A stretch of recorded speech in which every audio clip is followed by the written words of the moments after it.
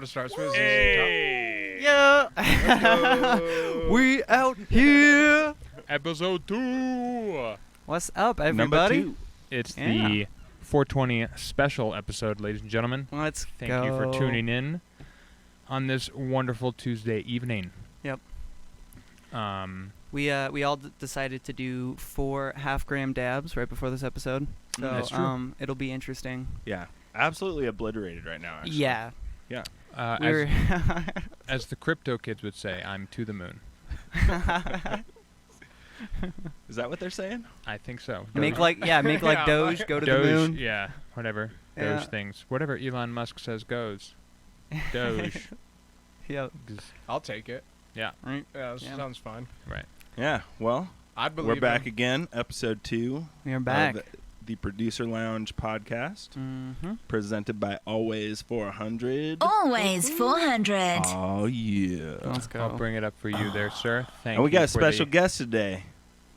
We got Mimi XX.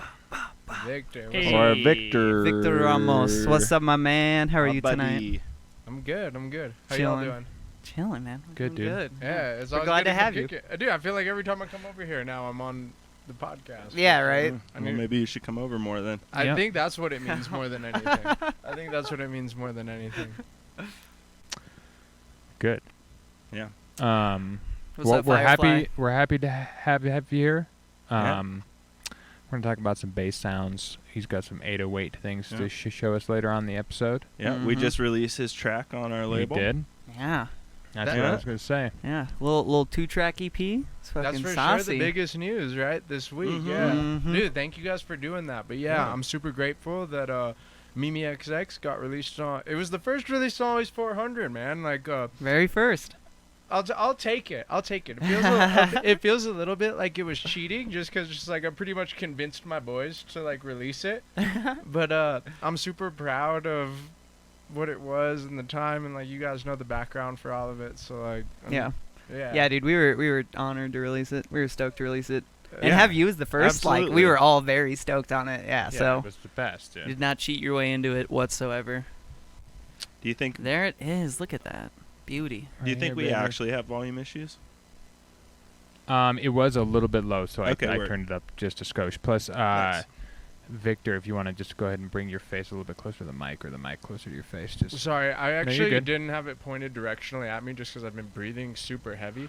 right. But Mm-hmm. Happy 420. Sounds good now. Awesome. Sounds Thanks. good now. Sick. So yeah, folks, Welcome. you can go to Spotify or your Once favorite again. streaming platforms, or you can head over to always400.com and you can find all the links you need there. Yep. Mm-hmm. yeah, but for real, man, like I feel They're super, dope tracks. I feel super honored. Those tracks like very much like mean something. I think they represented like that specific music thing. I guess we'll get into it quick. You know, like Mimi XX with this like Yeah. release is kind of done, right? You know, so, Sure. Yeah. So it was like a hello and then a goodbye at the same time, and like I'm just I super happy that you know. guys were. Yeah. It was Yeah. it was a really fun thing for us because we're like, hell yeah, we're starting our label by releasing our buddy's track, his last track of his project, Mm-hmm. so that he can start new things. It seems like serendipitous. Mhm. Kind of Oh, fun. nice. Yeah. Total serendipity right there. Yeah. Hell's yeah, baby. Synchronicity. Yeah. That's a good one. Synchronicity. Love that word. Yeah. Yeah, so for everybody out there, just get your friends to start a record label. And release yeah. Yeah. Or, you know, That's how you do it. make some dope beats Totally. and send them to us. Send them to always400official@gmail.com. Yeah. We are open to fucking we're- dope ass yeah, producers We're killing. ready for business. Mm-hmm. You know, we Yeah. got our business socks on. We can't do a lot for you. No. We'll do We enough can- though. We will do we enough. can put it Yeah. on the internet Yeah. We can put it on the and internet. our Instagram. We make it seem very It's like official. shit, 20 people following us right now. If Mhm. you're cool, It's pretty you can sick. come hang out here on the couch, and we can talk shop. Mm-hmm. Yeah. You never know. You might get the coveted guest spot, That's right. center camera. front and center, baby. That's right. You gotta work for this. You gotta, yeah, you gotta work. You gotta You earn gotta this work for it. Yeah.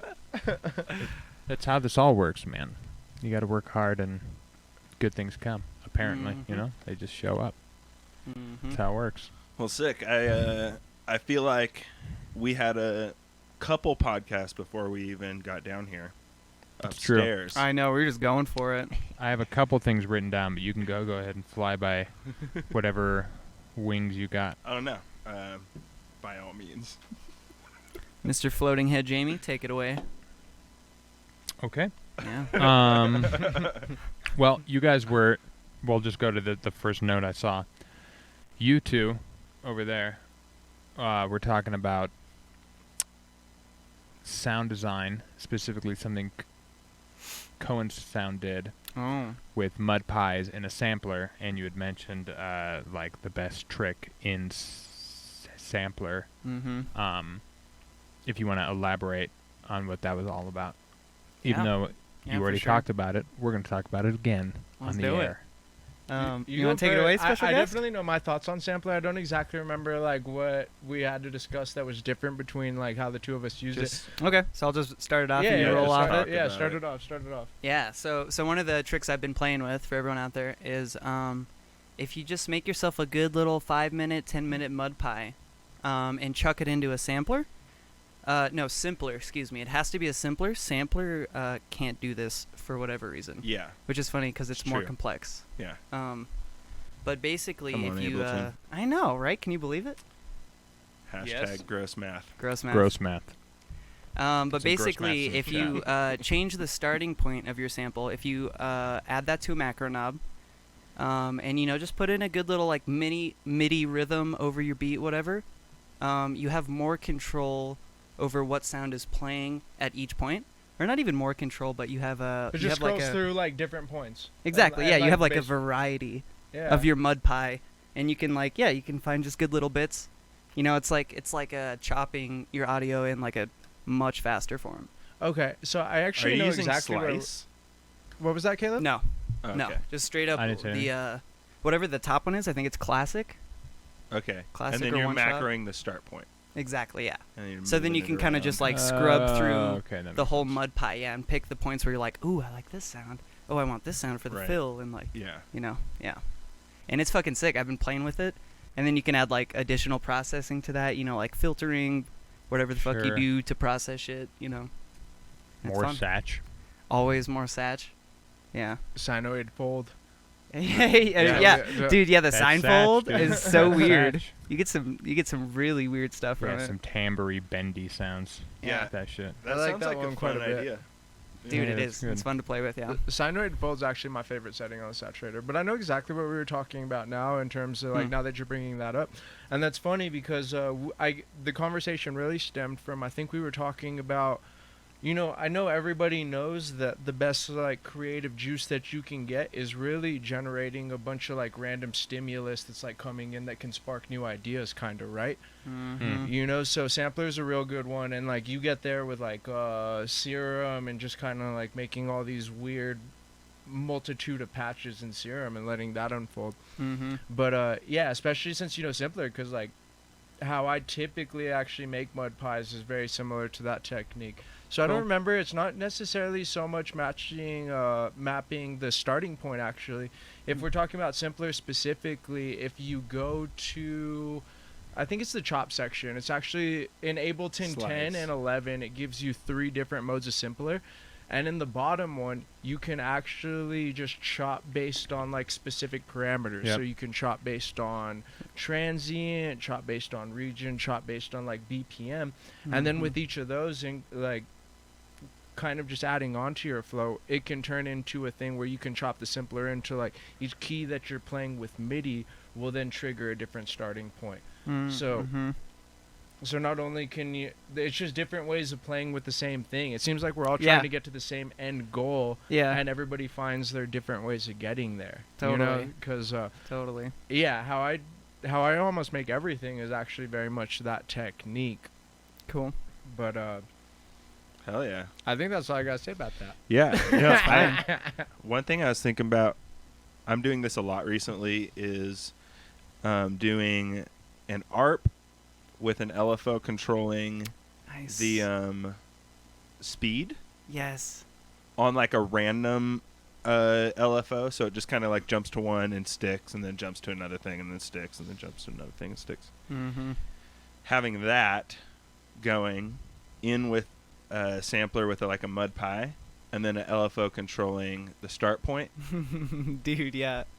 That Would would be really that'd fun. Be So sick. it's like that'd be so it's like sick. making the start point jump around and also controlling the speed at which it's like Yeah. starting and stopping. Exactly. Yeah. That's the same way I use it as well, because you can use the LFO to, and you can assign that to a multitude of different things. So I feel like it's like one of the best ways to do it because it mimics modular gear in a way, which is A little all more of- RNG. Mhm. it's techno. Mhm. That's how they make techno, you know?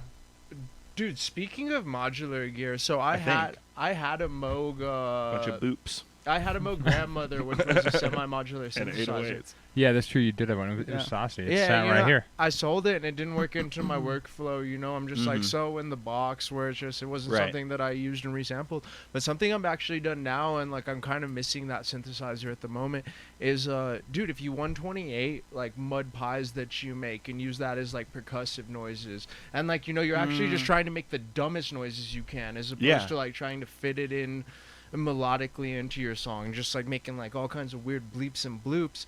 You take a 5-minute sample of that, throw it into Simpler, chop it by region, separate it in like 64 groups, I think is the most it can. Then you can trigger those from independent MIDI channels, or like independent, like just any MIDI controller, like any MIDI controller. And that's actually been like one of like the underlying things in my productions lately.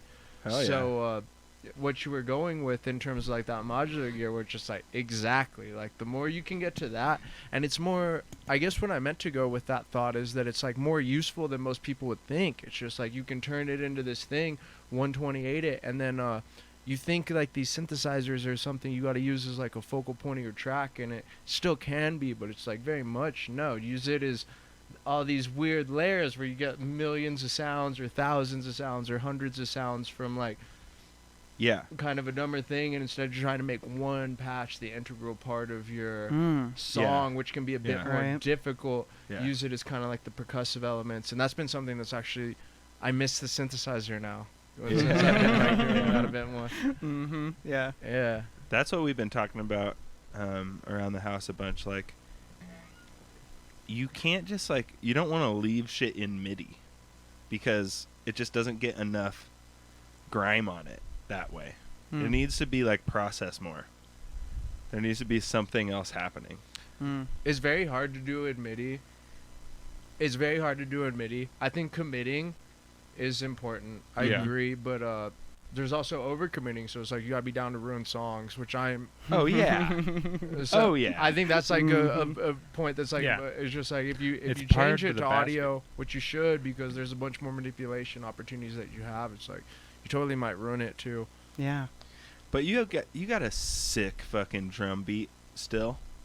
Just Yeah, sure. Delete all that shit and Right, start over with right. your Chop it up, sick-ass drum beat. recycle it. Yeah.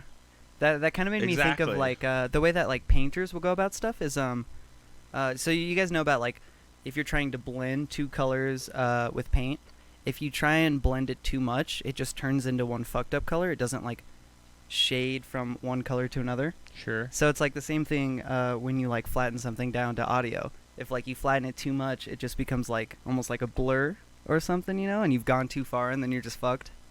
Right, but that's just Yeah. like a new Yeah. texture now, and you can just use it for other things. I true. agree with both of those statements, because it's like you can go too far with it, and then also if you can reimagine it. Sometimes Totally. reimagining is hard though. When Yeah. sometimes reimagining is hard, and sometimes reimagining isn't like the best thing for the song, because I feel like these songs are these special things that exist in the universe where it's like you capture a vibe and like you capture a moment, and I think sometimes like reimagining it and like making it too grandiose or too big of an idea can sometimes be detrimental to like, dude, some songs are like meant to be fun and simple and playful, Yeah. and like they're not all meant to be. So it can go both ways, I do like the idea, and something I've been playing with a bunch more is just like letting the song exist in like the framework that you set it in. Like if you make a simple song, there's nothing wrong with that. but trying to turn a simple song with simple elements into like a bigger thing, it's just like you almost lose the frame in which you're trying to work within, you know? Like imagine like a painting of a mountain or something. Like you kind of get the scale of the mountain because all the mountain might not be in the actual frame of the painting. You know, you might just get like the bottom portion and like the foothills of it. You kind of get frame from that. Yeah, and that's totally. something I've been like super kind of paying attention to in my own productions with like reverb in terms of placement, where it's not always about how big can we make it. It's just okay, like this is like a punk rock dubstep song, you know? It sounds like little kids playing like the worst things they could play on the piano, and let's make it into a song. But you know, and then it exists in like a garage as opposed to outside or something. Yeah. I hope that makes sense. Yeah, no, totally. It makes perfect sense, yeah. And I love that you went back to like a painting analogy. We're doing those tonight. It's the theme. 420 and painting analogies. Here we go. Painting analogies. There's got to be all sorts of weird analogies we crop up Oh yeah. with these Yeah. super sober brains. Yeah. Oh, 100%, dude. Well, that was a good rant. Do you guys want to know the second thing I wrote down? Oh, that's Sure. that's right. Yeah. Max for live devices. You guys Hell go yeah. first. I got too many. I have none, so I don't have necessarily one. I just remembered you guys were talking about it, and I was like, oh, Yeah. that's an easy one. So, Dave, if you want to bring up the... Yeah, there's one called Yeah, I'll oh, do look you have up. it? No, I'll look it up, too. Just let me know the name of Oh it. yeah, I don't know what it's called. I think it's called Track Optimizer. I have not downloaded it. he was scrolling through TikTok. Matt the other day. Zoe What does it do? shared this on Instagram. It's called Project Optimizer. That's what it's called. 1.0. It will go through and delete empty tracks. It will delete disabled devices and delete disabled clips.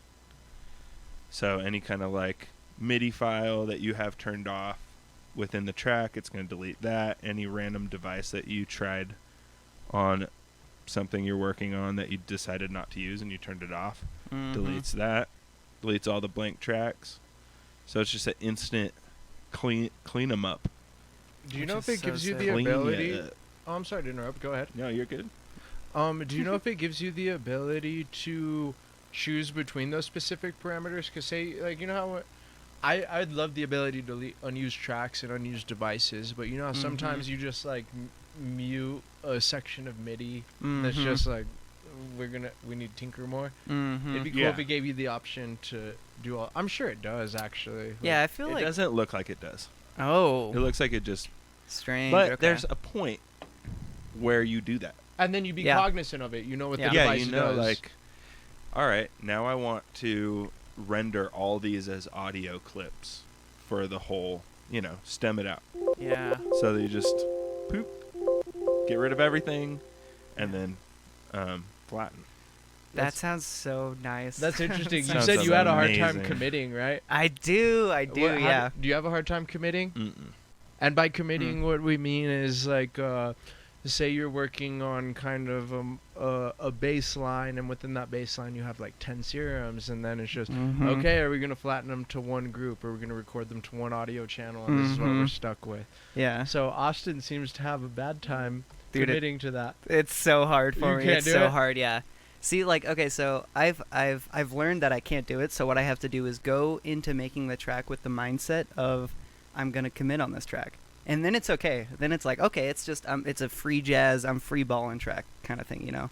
But like if I just make a track and I'm stoked on it and I have my 10 to 30 serums, I can't. I just can't until I'm like 97% done with the track. Then I'll flatten everything and then kind of like try and mix it, kind of thing. It's probably why your songs are so good, bro, because you don't don't know commit about and that. ruin them like me. Like, I commit. Dude, I fuck up more tracks than finish good, like, for sure. Yeah. Oh. Welcome, Raiders. Apparently, there's some Raiders swinging on Of in the here. Lost Ark? Yeah, I'm Mountain rating with a party Never of 3. joke. Never been made before My on boy. Twitch. Yo. Never ever before. Welcome everybody. Mr. Mountains in the house. So we were talking about this Max for Live device called Project Optimizer. Which is Yeah. dope. I now have it pulled up. We'll go ahead and take a look here in a moment after I drop the that one. There we go. Nope, that's not it either. There it is. Took me forever What to was freaking that? Yeah, find it. what was that? Matt Zo's Kinda- Twitter. Kind of weird Twitter. Patreon you on, dude. It's Matt Zo's Twitter, bro. Oh. Calm down. Oh, did he make it? No. That would have been sick. Oh, yeah, he did. It looks like he did. Let's go, He Matzo. did. Look, so it You does look would. like it does give you the ability to check if Yeah. it's empty track, like disabled scan- devices, or disabled clips. Yeah. Nice, Because nice. disabled clips is a big problem. I'm okay with empty Yeah. tracks and disabled devices, but like I mute clips kind of a lot. Yeah, me too. That's the worst part. It looks so ugly. Oh, And wait, then so- I don't know what Yeah, you everything get the is. choice of what you're deleting. It makes sense. Like, dude, it makes sense that they'd make it thought Yeah. out. Yeah. Weren't you Matt- saying it also flattens everything to audio? Or did I make No, that up? no. Okay. There is a Max for Live device called Blip, though. So if you use that, it's called BIP. It's called Bounce in Place. Bounce in place. Oh, nice. So BIP, dude, this is my favorite thing. If you guys don't know about Max for Live, and if a lot of people don't, I'd love to hype it up because Yeah. my passion is not collecting plugins. My passion's actually in terms of Ableton, like collecting Max for Live devices. Like I'm searching for Yeah. Max for Live devices almost all the time. Nice. Okay. Yeah, BIP. So BIP is really cool. So if you hit that center button that says BIP, what it does is whatever track is selected, it immediately just creates an audio track that's resampled, that's set to resampling, and then it makes an immediate recording of whatever track that the BIP device is on. Right. So it's just like a workflow advancement, Hell you know, yeah. instead of like it's just cool stuff like that. Those are the things that I love about Max for Live devices. Yeah. Yeah, no, that looks sick. That is Yeah, so what pretty it does, sick. Does you it know- work really good? Yes. Nice. Okay. And it's only So $3. So you know, it doesn't take long to create Okay. an audio channel, set the audio input and I wonder if you everything. can put it on a group.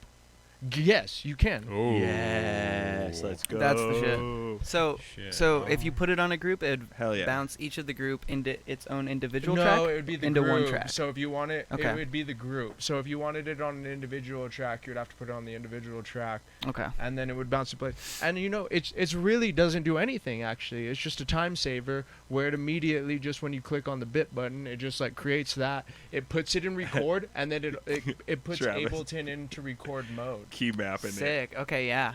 You would Yeah, key that would be map sick. it, Yeah. Travis. A key map kind of does make sense. Right. You It's just like hit already R. in your master chain or some sort of Done. chain. Yeah.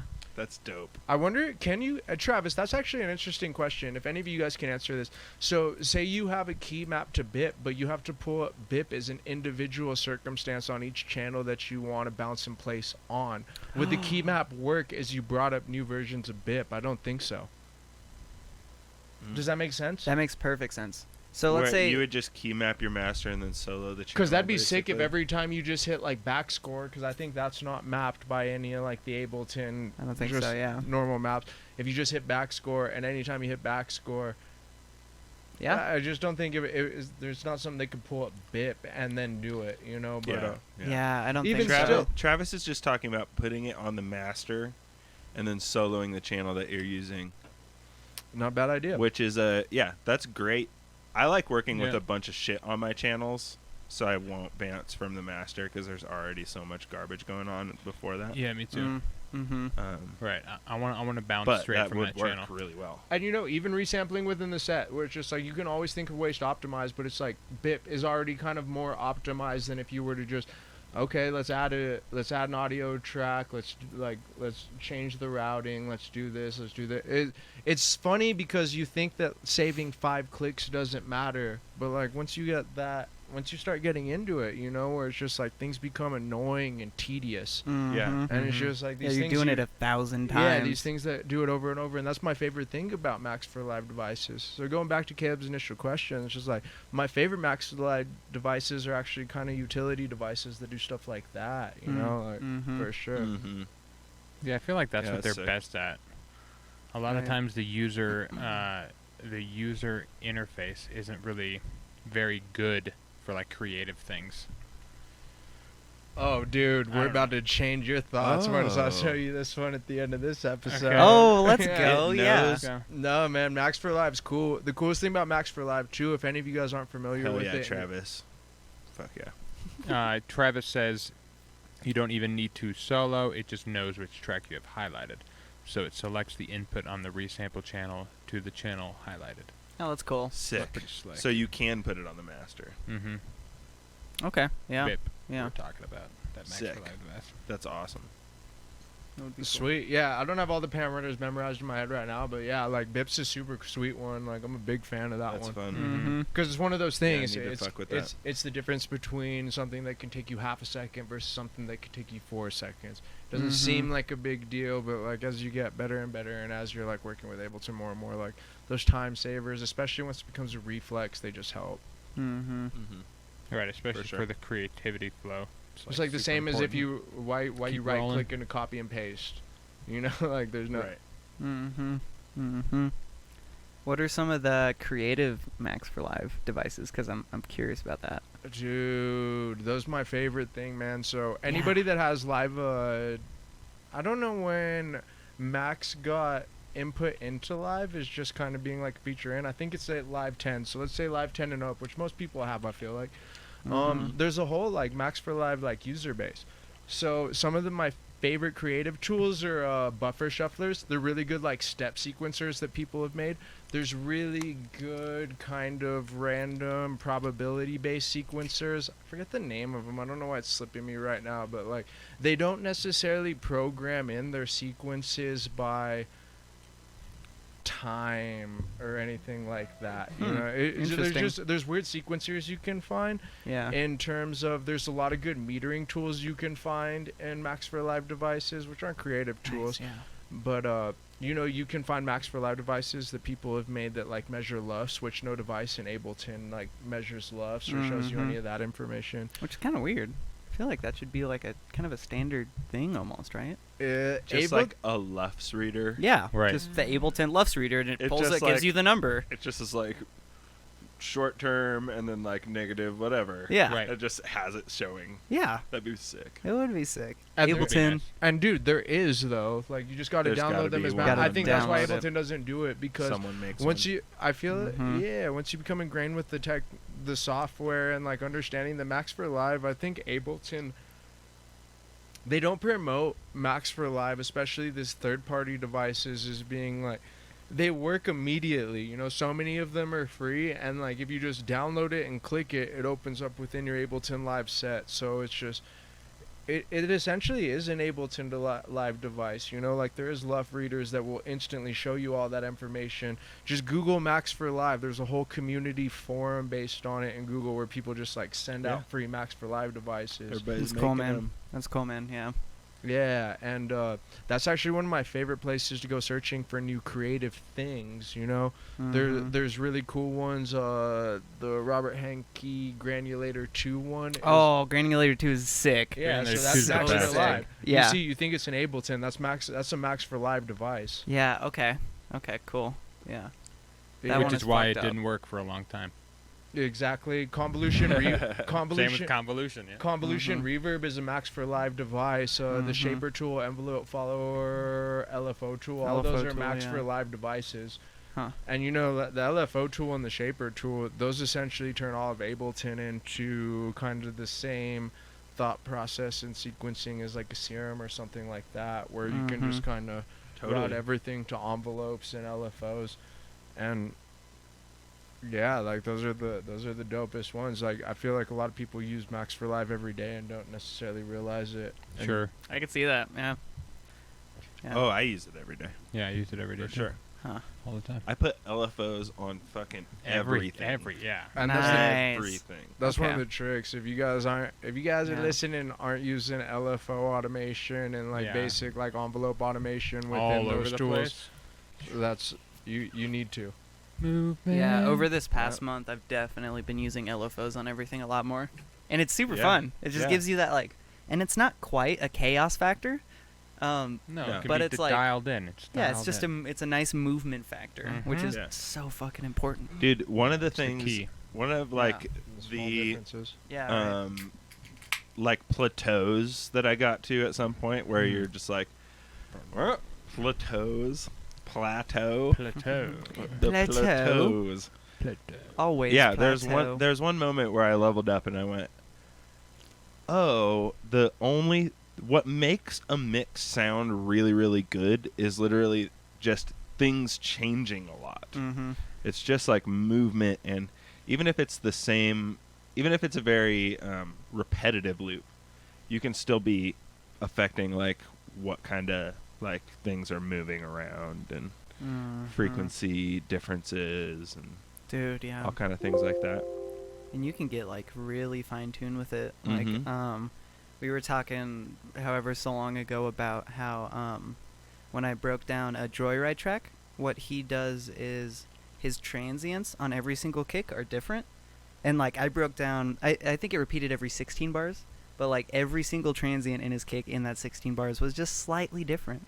So if we could find a way where we combine like, or like sampler thing That's on pretty top of a sick. kick with the thing, yeah, it's like That's kind of crazy. it is fucking crazy, yeah. I guess it's dubstep though, right? Finding ways to program He's like it, too. house step. Oh yeah. It's like dance step kind of thing. It's very in That your is- face, but it's like oh, dancey. Yeah, Joyride. Yeah. Dancey, yeah. Yeah. Because I do a lot of like that sequencing with kick and snares now, and like you can do a lot of that with, I'm sure he has his own techniques for doing it, but like there's ways that you can automate that and modulate that still where it's, Totally. even though it seems random, like it's happening within a controlled environment. Mm-hmm.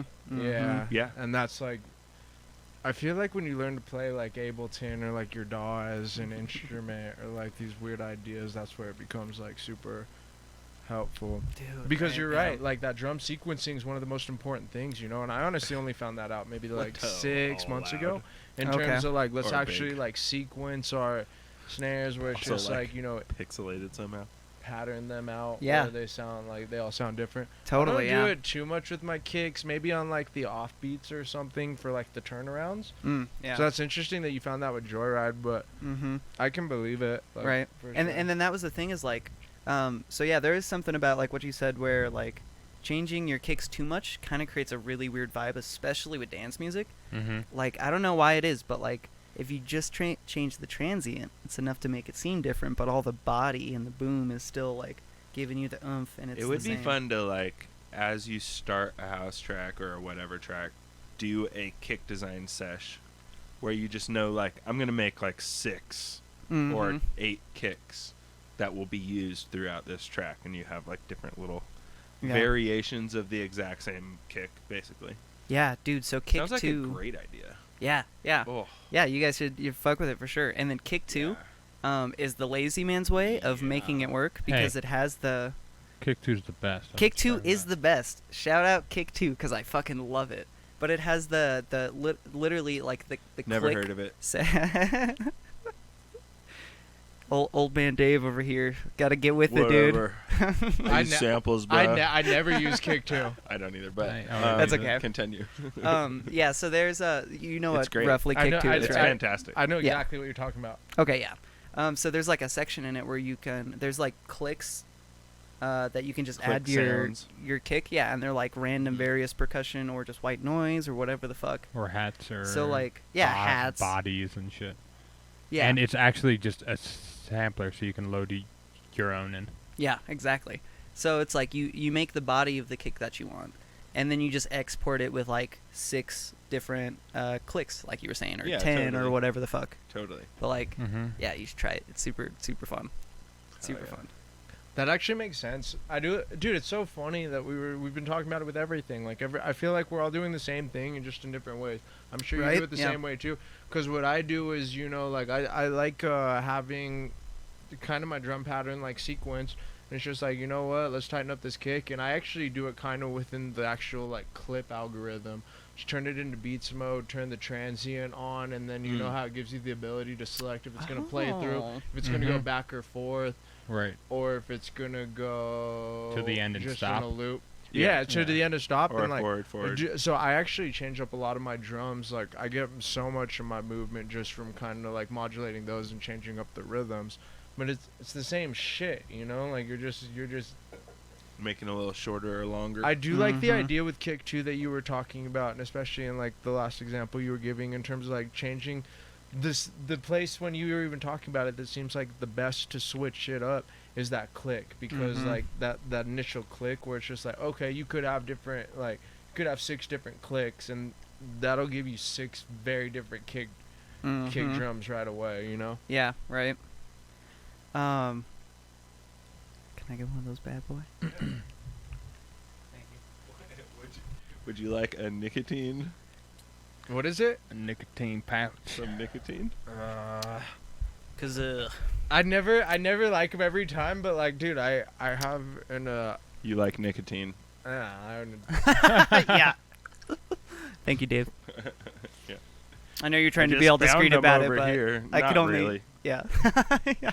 But yeah, going Doesn't back to matter. it, man, it just Yeah. seems everybody's trying to do the same thing in like different ways, and that's kind of like one of the things I love because Caleb, will you pull up kick 2 real fast? Sorry to interrupt. Just No, you're good. You didn't interrupt because it was perfect timing. Where it's just like, yeah, that's not how I use it, and like we're searching for the same thing. You're searching for variety, and like, and I just get it in different ways, and I'm searching for it in different ways, you know?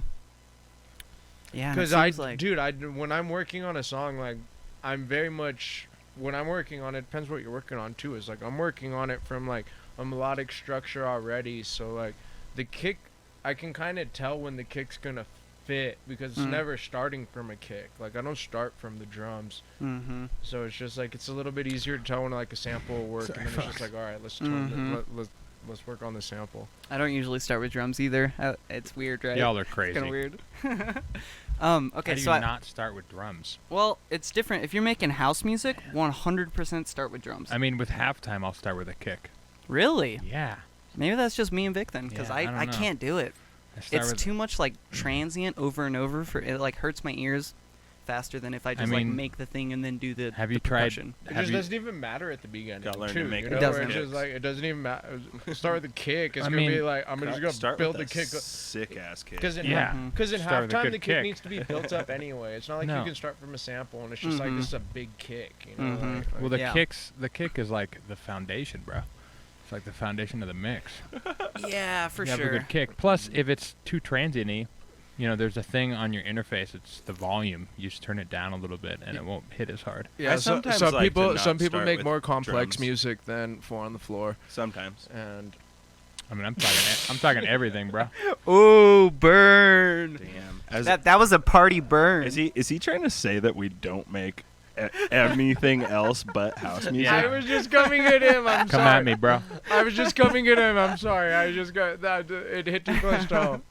It hit too close to home. Bring it, It's like some of us experiment with tempos. We are Bruh. drummers. bruh. We're actually drummers, my dude. Dude, you Dude. guys' percussion has always been and will always be immaculately Just- better than mine. Just wait till I Same. come out with techno. Yeah, their percussion's Like, fucked up. Their percussion's so amazing. sick, yeah. Like, Super clean. I can just talk some shit. Like that's it. Yeah. So Caleb. Ooh, nice little. Dude, this is how you make good kicks right here. Is that really what you do? Yeah, oh yeah. You with these No like little way. things, if you do all this kind of stuff and then watch an EQ, you can like literally EQ the kick. Oh, so you get the punchy part that you always talk Right, about right. in the So- 100 whatever. So like from the image in the background does not really relate to where these are. Because okay. like the first couple oscillations here are up to like here almost. Okay. See how this moving doesn't affect anything past this guy, Oh yeah. you yeah. know? So, but if in here, you can get like a real good like transient coming down Punchy area. and a punch, and then you can get like a super rapid decline into your fucking Your little woofy sub. stuff, you know? Nice. So you can do really fun stuff, or you can do crazy things and make it come back up in the middle, which no one will want to listen to. So my DM cats are just like, bro, that's how I make them. Yeah. Do you guys ever play with the amplitude filtered thing? This? Yeah. All the time. I Oh, of mess course. with these two things. Nice. Because this is pitch, this is your tone, Mm-hmm. and this is how you like shape it. Get more Length click, and- less click, Yeah, you also have this length thing down here, which is really important. It is, right? I usually sit between 500 to 700. So I actually have a question on this because I don't think I'm a great engineer in terms of like music. So I can't see the time frame that you have in the vertical grids. It looks like there's 4 right now. In terms of a length of a kick, you know, in my own productions typically, Oh yeah. I want it to be as fat as it can be, as short as it can be, and I'm always like hopeful that I can have it around like 100 milliseconds. Is there like a time frame that you guys like care about or look for? That's not I bad. know it's song by song, but you know, like if I can have a big old like clicky thumpy kick and it's around like 100 milliseconds, I'm like I'm happy. And sometimes I have longer ones too. I make a lot of That is halftime. interesting. Yeah. I'm trying to think about what the length of my kicks. would Mine be. are usually, after I trim them down and everything, they're usually between like 300 to 500 millis. What, bro? Yeah. I try to get mine to like 100 think- to 150. I think you're wrong. Will you Your make guys' one? kicks are snappy. There's no way. Maybe the Just tails. make a quick kick and look at it. Sure. I think we should. I doubt your guys. Dude, your I'm guys' curious. kicks are snappy, man. And dude, another thing, I make a lot of. So with what we were talking about, you said you don't synthesize and kick too. Not really. So you probably do something similar to I do. You add like a good old click and then like a nice layer and then maybe like a kind of like a room layer. Yeah, it'll usually have a couple layers. That's how I do it too. And I'll take whatever sample I grab that I kind of like the vibe of and pull out any like phase issues. So like chop it and kind of like cut out any of like the weird like where the sign gets interrupted by a different like You kinda leave the shape. layer to do its job, like essentially. Like, I just I just want it to be a perfect like signy guy. I've seen you like show me. I'm sorry, this nicotine thing is fucking me up. Yeah, you can get rid of it. Yeah, we have a trash can No, somewhere. I'm not a quitter. It'll be good in like 3 minutes, but like We're not judging you. the first It's okay. the first 10 minutes are always like a little rough for me. Quality content. That's going in a clip. What did Zach say? He asked, let me pull it up. He asked, how many milliseconds is an eighth note at 125? Oh, you can do So- math. Yeah, that's figure the, that out. yeah. You gotta Google. Oh, Yeah. at 125. I don't know he the gave a equation, specific but there is BPM. a specific thing. There I is- think there's also. Oh, no, go ahead. Dude, I'm sorry. I'm so You're bad good. at interrupting. Go No, ahead. it's okay. That's actually it's a good thing in my I opinion. feel like you were gonna give a better thing than me. Go for it. I was just gonna say, there's a website. I don't remember what it's called, but you just go to that website and you type in your millisecond Oh, and yeah. BPM in your thing, and there's I forget what it's called though. Millisecond to BPM? It's Calculator, something yeah, like that. it's- millisecond calculator maybe. It's- Yeah. something like that. It's Tempo. delay time BPM calculator or something. Yeah. Word, yeah. Well, this kick here, which is, So funny. I don't use Fine. those anymore. this is 200. It's a problem I got. This right here is 200 Play it. millis. That's 200 millis, boys. That's solid. For the and- click or the kick? but you the whole see, kick you right get. here I'm sure that you you can see. get all that body with still tightening it up. Not that it sounds like not tight. It's just funny that you. Yeah, I got- mean, it's not compressed at all. Like, I would compress. I would and limit imagine this. mine are about that big. The end 200 being millisecond? more like 250? high end like sizzle going on maybe, Wow. or like room. Yeah. Yeah. Probably something like that. Dude, it's funny that you guys don't know. That just means that you guys are percussionists because like I've always admired your guys' drums and like the reason my kicks are like tight now is because it's just like the boys' kicks are tight. I need to make my kicks like tighter. You know, like it was not like Dude, I know that feeling very well. Mhm. it was not like a Yeah. thing that I invented or made up. But- Yeah. No, yeah. there's been so many seasons of just figuring out how drums work. Yeah. Yeah. It's Oh. like you go through eras of trying to figure out drums. I'm sure Yes, there's another eras. one Yeah. coming soon. Yep. And it's so great. Like I have a weird thing where it's like, so at first I started with doing huge, way bigger than necessary kicks, you know, and then I was like, yeah, this is the shit. And then I realized, Dubstep, oh, yeah. And then you realize, oh, tight kicks are also really sick, and you go through the tight kick phase, and you're like, this is what I'm gonna do forever. But then you realize like the value in both. Like there's beauty in both in specific scenarios. Yeah. So it's like it's constantly just changing and fluctuating. Yep, and you dial in how to make them punch better and get through the mix a little bit better as you're figuring out how to mix things. Yeah. You realize, all my kicks have way too much sub for no reason. Like I always they go, liked how subby your kicks were. I like kind that of too. did, I like hear kicks what like you're that. talking about. but Yeah. they didn't. The sub is good. I like the tone from the sub. It's mainly the fall off. The fall off is too long with how short I want the sidechain to be and how groovy I'm making the bass lines. right. So I always get a little bit of phasing at the end of the sidechain with the bass sub coming in and hitting the Gotcha. tail end. They would phase in fairly well, so it didn't you couldn't hear anything necessarily wrong. Yeah. But in terms of how the quality of the mix sat, it didn't tonally make me happy. So I'm just like, I need to get less sub. I want more just knock out of the kick so I can get more subbiness out of the bass. Slight more knock. At least when it comes to house, because it's so very important when you go from just the drums and the lead or whatever to when the bass comes in. That's a very pivotal point in the track, in the club. So you want it to really, you want to feel the weight drop, and you want to be able to pull it out real quick without having to high pass the kick and do all this other stuff. You want to be able to just pull out the bass, and you're like, oh, cool, now it's just like a really simple groove, and then you bring the bass back in, and everybody's like, oh, it's all fat now. Yeah. So it's really simple. You're talking about on the kick. You just get rid of some low end. Yeah, I'll just a lot of times. The bass drops in, and then you bring that low end in with the bass. Yeah. Yes, or I'll just make the kick so it doesn't have a lot of low end. So the kick alone is just more knocky. It doesn't really have and the a bass tail. does most of the work for the sub end. Right, exactly. Yeah. That is different Okay. when it comes to my techno. That I do the bottom end of the kick a little differently. As of late, I haven't made techno that long, so I'm still figuring that out. But bass music, definitely, I will do the kicks different than house. They'll have a little more bottom end, but Oh yeah, more. that's and they're slower. bigger. Yeah, it's much slower, and they have more layers to them. Mm-hmm. Yeah, and tempo is And important for changing. the factor too, because it's like And if you have a groove. slower tempo, you can get that bigger kick. It's Yeah. like it's like relative, Totally. Mm-hmm. Will you pull up kick 2 again? There was something I wanted to talk to you guys about with it. So we were talking about changing transients in it. So Caleb, in the pitch thing, let's just say like the fourth little circle down in the pitch thing. Yeah.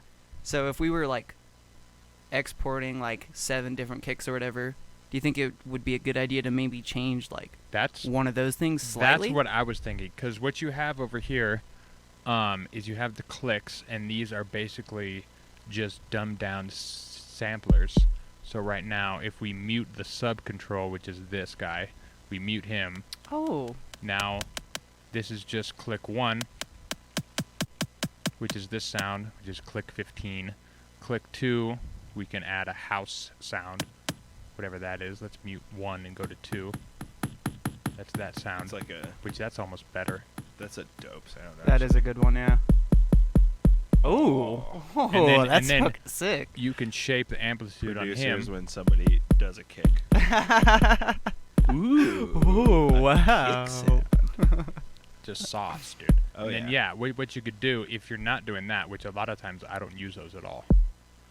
I'll just do this, and with the amplitude, you can shape the click of the sub by just moving the amplitude. Mm-hmm. So a lot of times I'll go here, and then I'll just bring up the initial. So it's right where I want it. Okay. And then, fucking around in this first, whatever this marker is, 1.12 milliseconds, 1.13 milliseconds, these little markers under here. And then, Can't be milliseconds. well, it's milliseconds where these circles are, not with the reference in the background. Right. Because, here, I'm moving this, and it's moving this stuff back here. Oh, Yeah. gotcha. Dude, I like that fucking resonator kick. I like that one. That one And is then fun, just- right? That's a good techno trap. What one less bass noise Techno I have to trap make. kick What you sound. do, Mhm. you do that, and then you open the amplitude really big. You just get sub for days, dude. Look at that fucking beefy waveform. That's an amazing tutorial right there, man. Mhm. Good Right? job, dude. I didn't know that. But you could definitely. Sounded sarcastic almost. Yeah, I know it did kind of sound sarcastic. Oh, really good Oh. tutorial, bro. You're such a Very producer, cool. Caleb. Wow. I know, dude. Hey, I've been doing this for Dude, what for seems like real. days. I thought it was just easier to do all that shit like making it. No, So that made me just think of another thing. You know how people get like really creative with snare tones? You know how like sometimes there's like weird metallic snares, and then Mhm. sometimes you make snares out of monkeys if you're feeling it, or sometimes you get like really low end snares or really high end snares or shit like that. Like I feel like there's not enough creativity that goes into like weird kicks, you know? And you 100% did Well- explain a lot of ways to give it life, but like what do you think? How could we make like a metallic kick or something like? You like could that. do something like that in here with these clicks. Like you can upload a sample of something really metallic-y and you can mix it in with the kick to give it kind of a top that's Oh, like interesting. pan transient. yeah, kinda like thing? already Okay. in here. If we unmute click 2, let's get back to like a relatively decent kick. And we go here to the browser and go to techno. There's some crazy shit in here. Ooh, one of those was like wide. No, never mind clicks. There's one. Oh, sick. Which one is it? That just gave me a whole nother idea. Sorry to throw you off track again. But one of those was wide compared to everything else seemed kind of like center. So you could even play Right. with width of a transient compared to if it's center through your And you little can loop. Go to the click and you can like continuously mess with this because Oh, this God. is a plate. So now we're just putting reverb on it, which is basically techno. Cool. But you can like have it go and then pump, come back in, you know. Oh.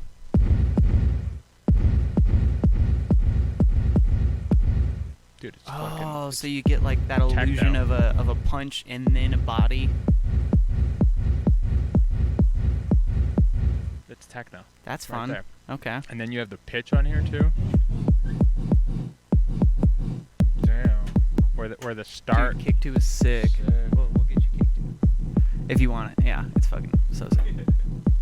They're actually our sponsor for this week. Oh, yeah. We're gonna go ahead and do a quick ad read. Yeah, bro, you should get unlimited updates And we're back. after that shit. That's sick. I know, right? That's Yeah. Sick. So you do that shit, but there's also, besides that, there's hi-hats in here, which are so sick, dude. Just add a hi-hat on a kick, and it's Nice. automatically interesting. Yeah. There's also a limiter, Mm-hmm. so you can crush the shit out of your. Right? Limiter and Kick. distortion built in, or amp or something. There's sub control, also a which drive. gives you that. Yeah. Yeah. Let's bring Oh, this. son, I like those Dude, hardstyle kicks. Same. I'm about Do that. you? Yeah. Nice. Okay, yeah. Dude, that's It's techno. If you place it right, you can, Easy. your whole Done. song can get personality from that. You know, if you shorten the decay and like Right. added the sustain, it's like you can give so much. Yeah. Dude, it's that framework. Whatever framework you give your song, man. Like Dude, for real. that's what I'm searching for these days. Like that's sick.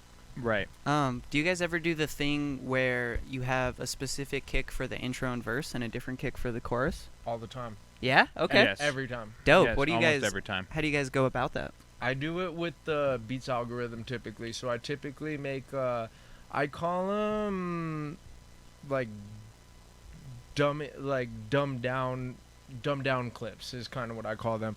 Okay. But I pretty much just take transients from like my normal drum loop, and then I put the clip algorithm into beats mode.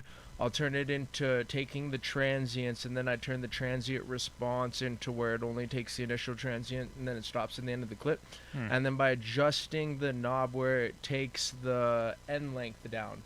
So I'm just getting like different transients out of the same kick. So I don't necessarily synthesize different kicks. I'm usually taking the same percussion, Nice, yeah. but I'm Right. I'm just kind of highlighting the transient, and then that's how I Yeah. It's a good way to do it. That's yeah. how I go about it. So do you Yeah. do like maybe like shorter ones on the intro and bigger ones on Always the shorter, never longer. You Okay. can extend with that beat transient thing. word. Yeah. Yeah, you can extend. It is what it is. So you can only make it shorter. But I actually kind of like the tighter kicks, and it's Right, like right. to me, it feels like you're introducing the idea. Right, exactly. That makes sense. That makes Yeah. perfect sense. Yeah. I like that too. I will take whatever the kick is that I'm already using and like distort it more Mm-hmm. and trying to distort the subbiness out of it. Yeah, almost. exactly. Like Square try it and off a give little bit. yourself try and give yourself some like more grime and then shorten it after Nice. that. Okay. Yeah.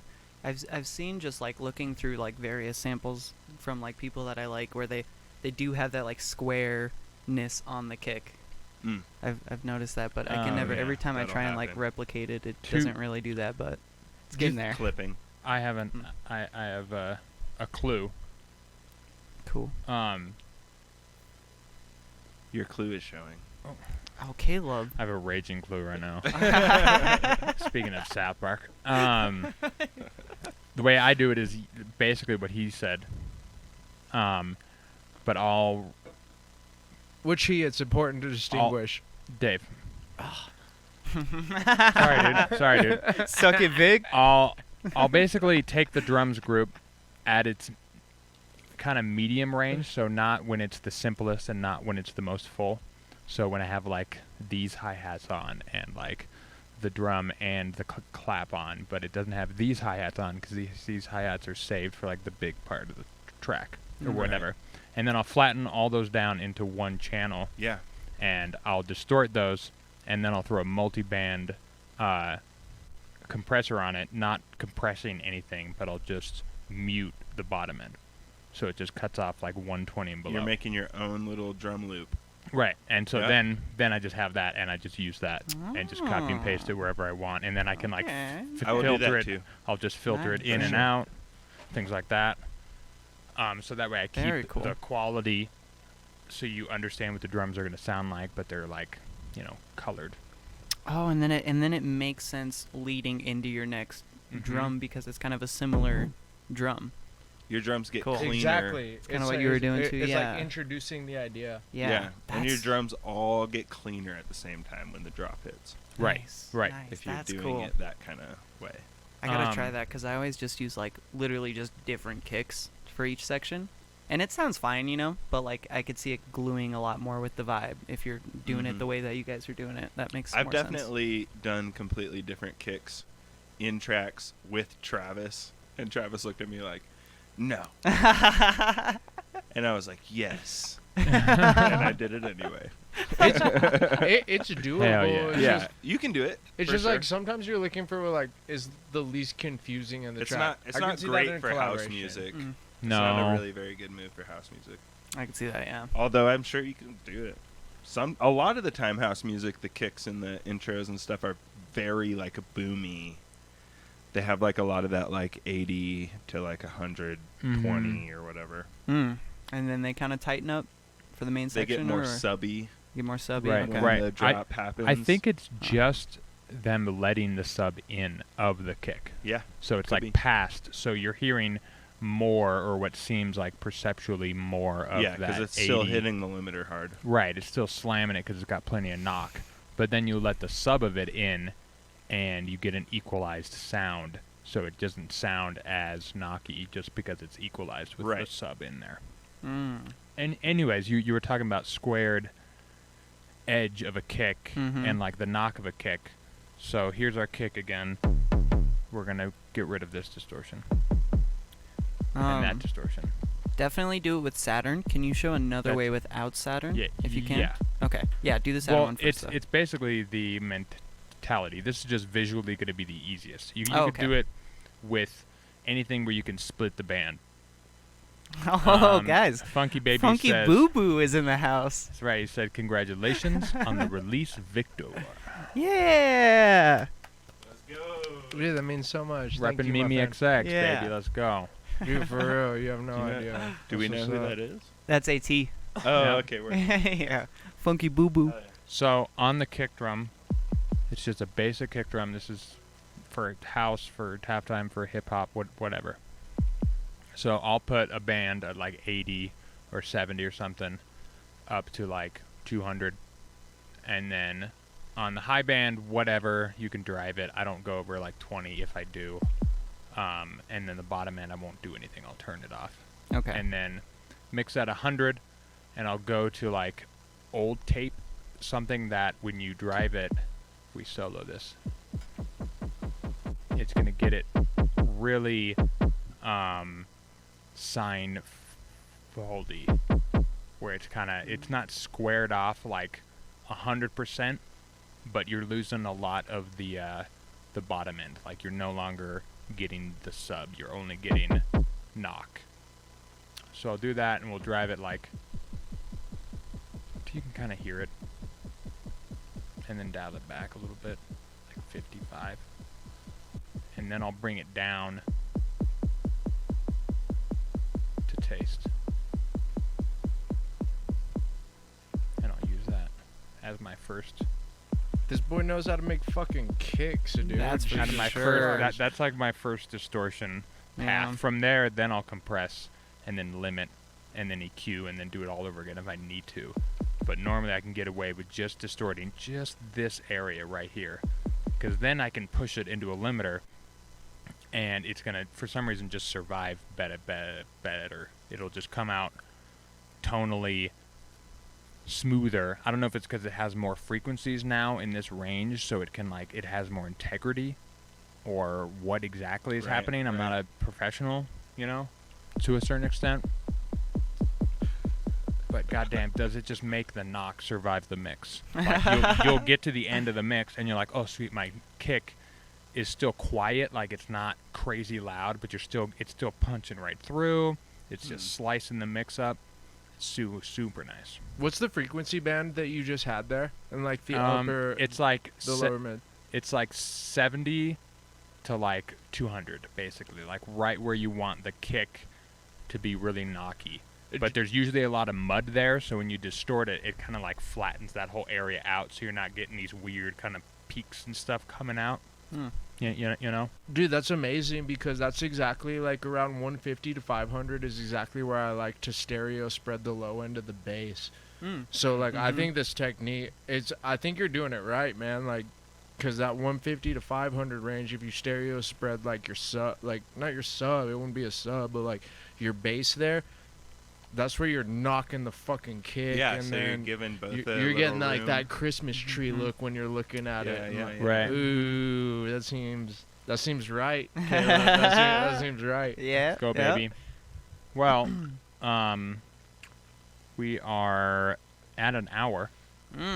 Oh, nice. So You guys need to go longer than an hour, man. This Right, is we my are. time. Well, you This still is the- have a whole. this is the part of the show where Whole we pass it section. on to you. I just mean in general. Like we're just barely getting started right there. I know. We gotta do these every week. Yep. Yep. Gotta So save now, some ideas. if you don't mind, I got your project loaded up. If you want to come up here and Trade spots. Woohoo, let's go, Vic. Yeah. Show us Do what the you all- got, dog. What you got? Let's do Able it. tour. Let's do it. Always 400. Oh yeah.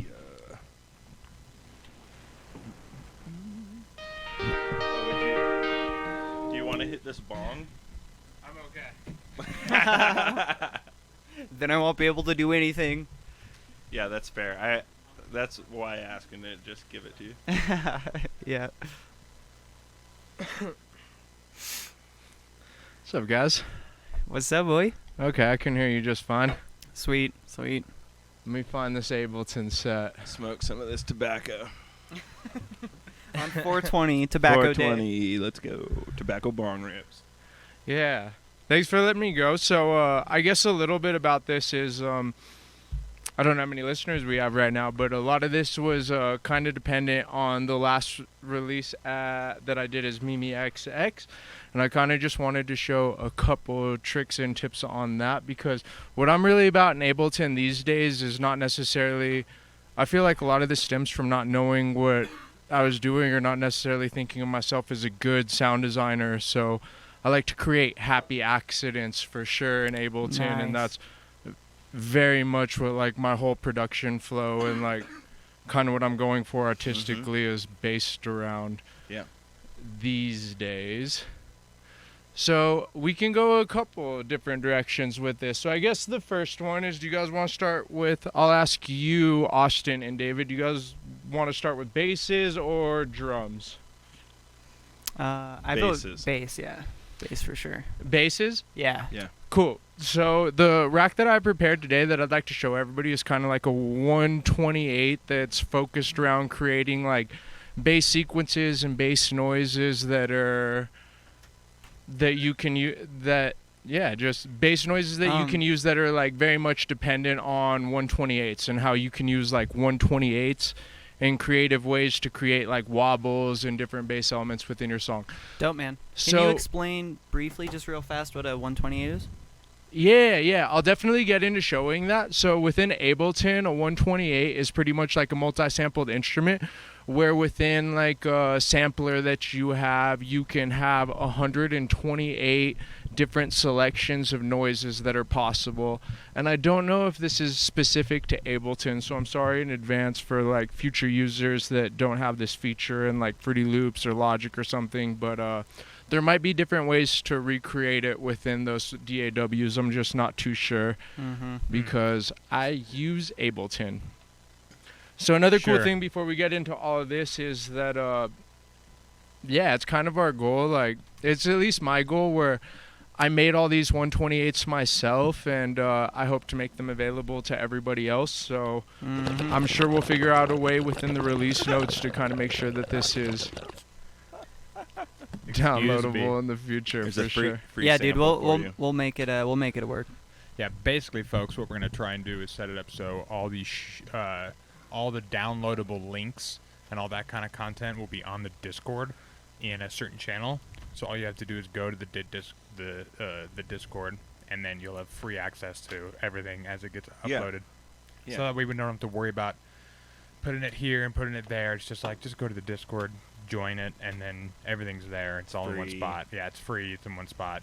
It's fucking easy to go. Sick. That'll very much, that Plus would you be can ideal. Because you're going to hang out with us. Yeah. Oh, so Vic, you get first release and you get first rack. It's true. Let's go. Let's go, baby. it's like this was planned or something. Weird.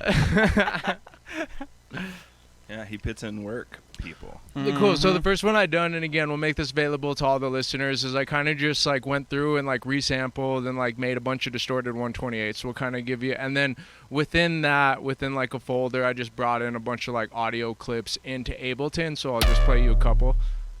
These are individual samples of basses.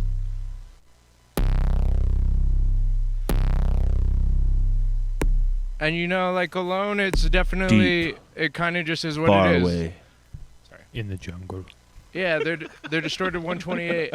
They're distorted 808. So let's go about actually turning this into kind of like a more musically applicable Do it. rack. Go at it. Just So within yeah. Ableton, what I would do is pardon me, I'm figuring out the You're quick good. keys between Mac and PC. Oh, you're at good. least now the keyboard you're using lights up, so you can see it a little. It's easier. it's honestly pretty easy. It's just the keys are lifted here with the keyboards you guys got, so I got to be a little bit more careful. Yeah. Mechanical, baby. Yeah, so Shout out mechanical keyboards Shout out subreddit. mechanical keyboards it does seem subreddit. like something I could get used to. Like I do like the response. It's just I'm so used to like my laptop. So Sure, the sure. first thing we do is on a MIDI track, we'll bring up an individual sampler, and in terms of making 128, it looks like here we have about 58 different 808s that I've made, like all different. So let's just bring those into the sampler. Let's go. And the way that we'll do that is we'll click the bottom one, we will shift select to select everything at the top. Or the opposite of that. Yeah, if you misclick, like we all do. And then we will bring all those into the sampler. And then within the sampler, we now have 58 samples, which is how many kick drums we brought in. So the first thing I like to do, this is definitely not a necessary step. Should we move the Yeah, I'm gonna move the camera. camera? But let's just go and let's select all of these. We will shift click all of these within the sample zone. Hey, you should give me 1 second after you have a free click. Yeah, go for it. Boom. Hi and bye, everyone. That'll be helpful. So we'll just duplicate these. So now it's really, we didn't do anything other than duplicate those 58 samples, and now you'll see here we have 116 samples instead of 58. So it pretty much just doubled everything, and this will just be a little bit better for kind of like getting some variety within our rack. Right. So within this, again, within the sample editor, we go to this sample selector. We're going to right click, we're going to hit distribute ranges equally. Whoa. And now this will give us the ability to hit one single MIDI note, and then depending on where the sample is, it's going to play each different sample. Yeah. So this is I won't say it's fundamental Ableton because it's kind of a complicated technique, but if we I'd end up, say it's pretty fundamental. yeah, I feel like most Yeah, people know I about haven't fucked with 128s it. these Like days. you know? intermediate fundamental kind of thing. Yeah. So the real trick from here is If that you're grinding, I'll You'll see be it. honest. I knew this was a thing, but I've never done this before. right? Just Oh, because, really? Yeah, I didn't don't know. use it much. I didn't know the right click distribute evenly. Like, oh, that makes that way easier. I've always been like, I get to that point, I'm like, well, I don't want to drag. I Yeah. don't want to do that. Right. Yeah. Okay. Sorry- Moving on. Sorry, Victor. Go for no, it. you're good. You're good. I'm trying better this time to not interrupt people. So. No, you're doing great. You're doing great, my man. We were furious. I know Yeah. nobody else is we furious. cussed him out after the podcast. We're I- like, dude, you That and I you just basically interrupt every single edited time. him out of the podcast. Yeah, that's true. It's fun getting to see in real time your It's a own short like one. human Yeah. flaws. So Yeah, I know, right? So anyway, yeah, we distribute ranges equally. An important part of this aspect, if you are using Ableton and watching this at a later date or live right now, is that it does have to be in a group for us to be able, this selector that we're using to, again, Group the select different sampler. samples. So then we're going to right click again, and let's map to macro 1, which is important because we're in a group right here.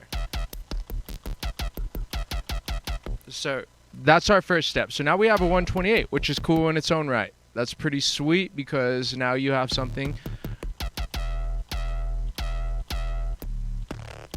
where we can select 128 different kick drums if we want. But you know, this doesn't necessarily seem like a last step to me or necessarily even useful unless you want to switch. I'm not using 80. I'm not making a trap beat right now. We're making Right. Yeah, And well- a trap beat that has a bunch of different 808s. yeah, Like, at that point, you just use audio tracks and just put different 808s in there. Yeah, no. Yeah, let's see So, what what moving magic on. you got. Yeah, That's what I'm kind of waiting magic? for. Yeah. So exactly. So another one of my favorite things right here immediately is let's just add an art because this will give us some immediate. Right. Movement. This will give us some immediate movement. So now. And now we at least have something that's synced up and that's repeating. You know, it's somewhat similar of a wobble. It's kind of boring at the moment. But what's really cool about all these instrument racks is that it gives you the ability to just kind of, or what's cool about Ableton is it gives you the ability to kind of create more complex instrument racks. So let's group this arpeggiator within Sponsored the by instrument Ableton. rack that we already had. And you know, within here, the Yeah. two immediate, or I guess let's the three immediate ones that I like to macro. I'm a huge fan of macros because I feel like the more control you can get out of a single instrument, the more ability you have to kind of like be creative on the fly, the more ability you have for movement. So these first things, again, since it's grouped together, let's apply the rate. And I know we have more abilities for macros within Ableton 11, but let's just stick with 8 because that's consistent to live all the way back. So just to kind of Sure, keep it pretty, sure. let's change this rate. Let's put this on. Ooh, we'll go here. We'll actually map to macro 1 because we made a new one.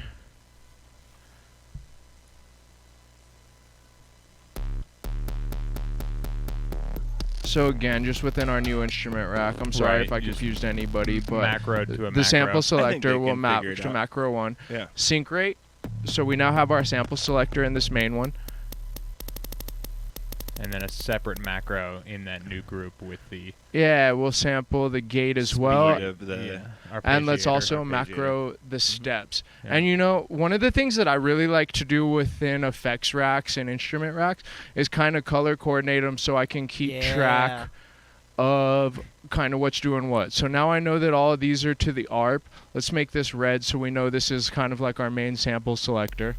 Dude, that's something that's just underappreciated from what I've seen. Is like color coding. Yeah, N- I don't most do people it. don't. I don't appreciate it It either. looks I don't- so I don't make many good. macros. I do like the look of it. Yes, I do Right? like Yeah. the look, but if I make a macro, it's usually 1, which is my favorite part about Ableton 11 because you can reduce your macros down to 1 to knob. one big guy. But Yeah. that's usually what I do. Like, yeah, I'll have another rack that's doing other things that I have other knobs on. And then, yeah, everything just gets automated, and then I don't ever touch it again. This is fun though. No, I like this. I like this a lot. Please. Yeah, no, I'm Yeah. with you. I'm with you completely. I just notice more like because the more and more that I make these like 128s and these more complicated racks, and especially since like if you get used to it and you find the things that you like, it's just I like to save them. You know, I don't like to make them on an individual project basis. So it's just Sure. like this is a 128 rack, and it's just like honestly, all the last releases that I had were made with the same 128 rack, and then once I save them, where it's just like okay, green is like gate. Synced rate and transpose, that's obviously my art, my sample selector, and red that's pretty kind of what it is. And then it's just, you know, it just, as I save it, it allows me to kind of isolate once I pull it back up immediately, like what everything Yeah, is yeah. doing. It's not like I have to relearn the samples or the instrument that I made. Yeah, it makes sense. So I really like this, and like so much of my workflow is based around these instruments these days. Like I try to make like one instrument that I can maximize the potential out of. What do you do with it now? So the main thing that I do with it now is I will go to this filter and global tab, and what I'm going to do is honestly just assign the attack, the decay, the sustain, and the release. And again, I'll have to re-macro those to this new one because I didn't make it the best to begin with, but that's fine. Do you map all those to a macro just because you like to? Like, why macro it instead of just automate each individual? Because I don't necessarily know what I'm going for in the sound. Right now, I'm just trying to make an instrument in which I can explore like sounds with. I'm not going for like anything in particular at the moment. Word. You know, I'm just trying to make an instrument that I can play. So, you know, from here, within like envelope automation within the sampler, now it's just like, all right, let's pitch up a little bit just so people can hear it. You know, I can get a bit more. Different wobble characteristics out of it.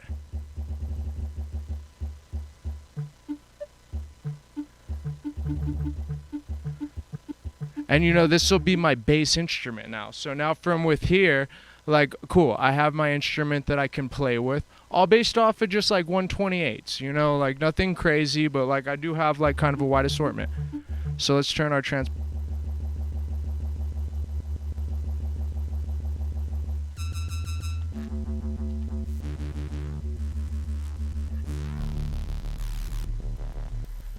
So you see, I just have a lot of options here. So like I'd kind of rather process at this point. He's got options. So let's go the easiest one. And again, it's totally possible that I'm going to make a very kind of whack rack right now, which Whack happens rack. Hashtag kind of whack rack. often. Dude, But I think hashtag like whack rack. Bro. Damn. so three kind of like one of the That's most the, common Subcategory on Discord. Yeah, Whack rags. that is it. This is me interrupting. yeah, it's totally Sure. possible this will suck.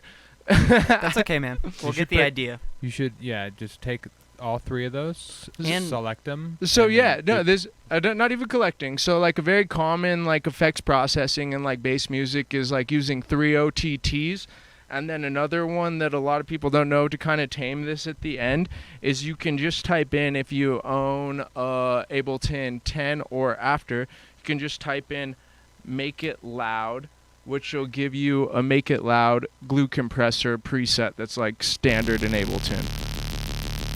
And this is like a pretty common distortion chain, you know. From within here, you can definitely, one of my favorite ones is to like mess with the times. It's just kind of an easy one to tame noises.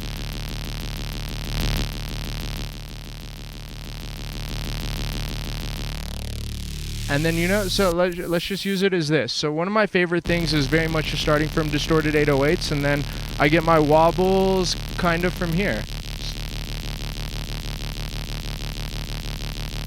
Just playing with sustain. So if the sustain's all the way down, and look, it's matching to this envelope,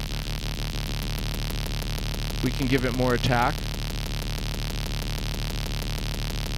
And let's turn the release down. We can wobble it a bit more by adding a little bit more attack time. Let's open up the gate.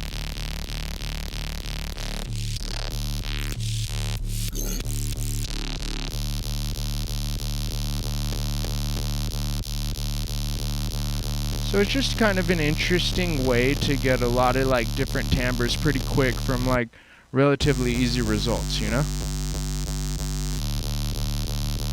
I'm pretty fucking entranced right now, dude.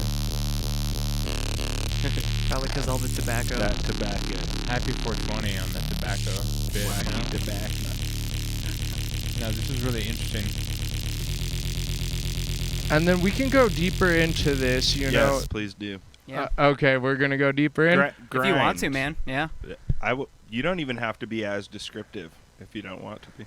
Yeah. Okay, you cool. can just make some shit. Cool. So let's throw these into the rack.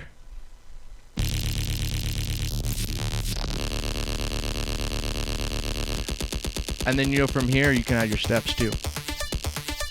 Now we're making techno. Let's go.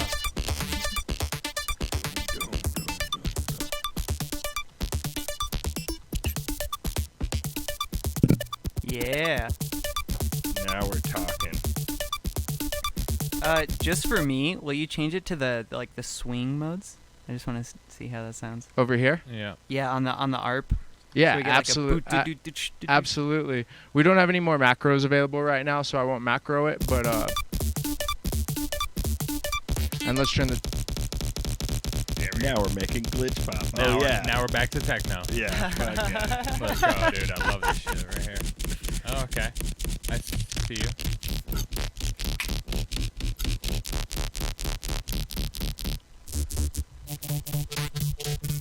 and you know, you can make a lot of different instruments from this. Oh.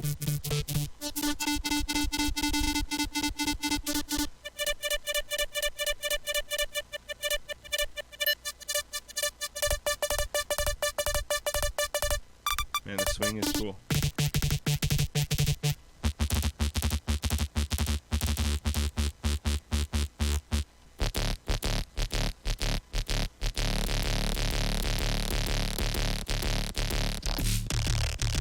Oh, that last one was sick. Yeah, you know, it's very much about the happy accidents. Like, this isn't one of the things that I make where it's just actually nothing I make in Ableton is very much like kind of geared at a specific sound. Like, I'm really just looking for like instruments that I can make that I can then like modulate all of these sounds, and then just shit that'll give me weird noises more than anything, you know? I feel like the more you learn to play Ableton, so many people are caught up on like presets and learning like specific instrument, but like no, I feel like once you get the movement, once you can get as many noises as possible out of a thing, it actually gives you the ability to kind of like experiment more within a controlled environment, you know, as opposed to having it sound like so fucked up. Yeah, dude, I agree. I agree. Not You're a that smart presets man, are bad. Victor. They are great. Smart man. But So let's leave this. Oh. So look, this is our instrument rack The right things here. I So would we do have to this the instrument rack. So let's say we actually, the cool things, I won't go too deep Dirty into this, things. but let's say we duplicate this a bunch of times, and then like cool things. Okay. Go on. Yeah. Yes. Yes. wow, parallel. You Ooh. had me at hello. Yeah, cool things that you can do is just like let's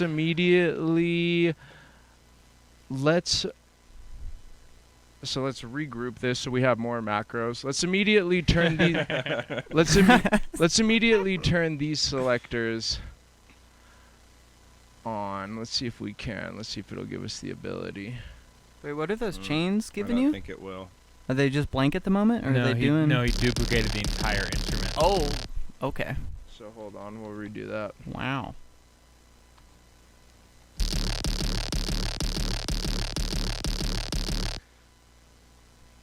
I feel like it should.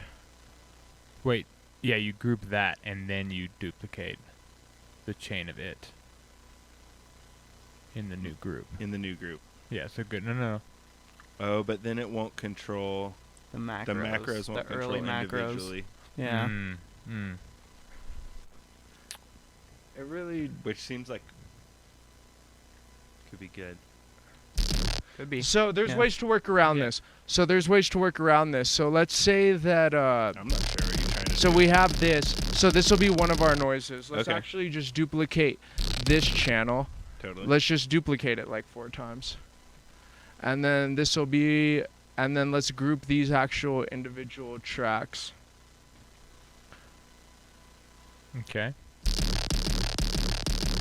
And then, within each one, we can set different parameters. So it's just like, okay, we're cool with this. Again Let's with the go. random.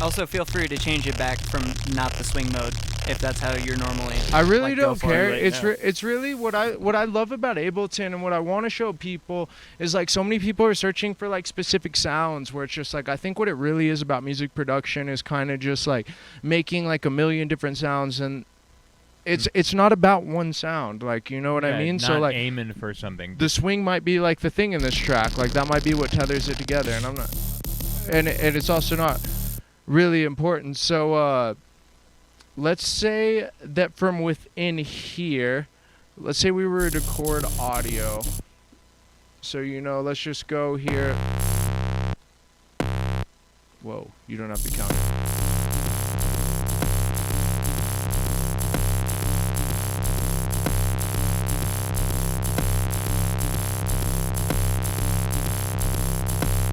Hold on, I know this is annoying.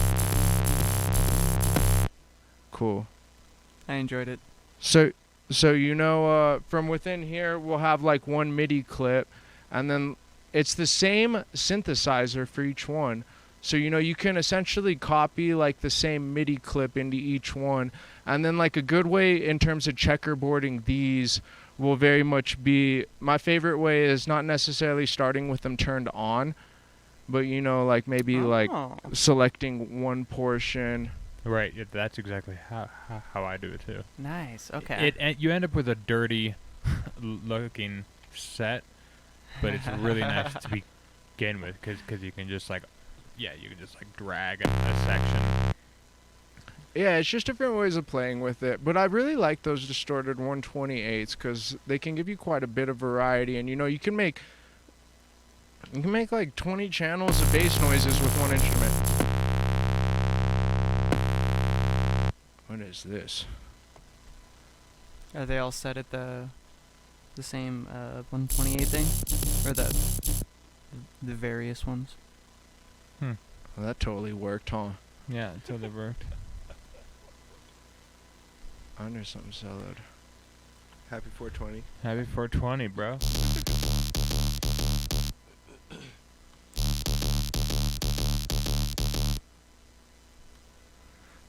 So, Control A.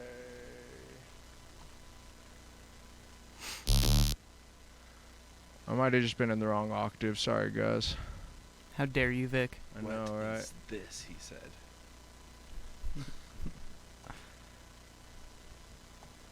Let's see how this.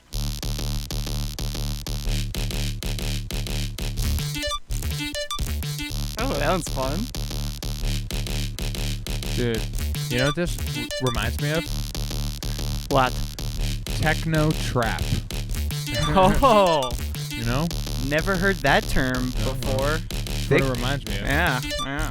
So again, yeah. It just kind of gives you visibility. So now we're on this one. Let's go back to this one. Let's turn the swing off.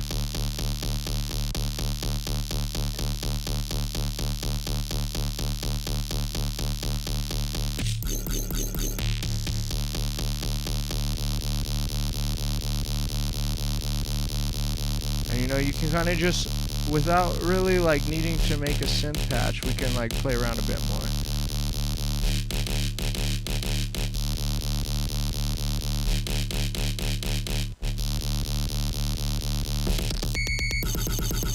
Oh God, 1788 L's in the house. Some techno trap, dude.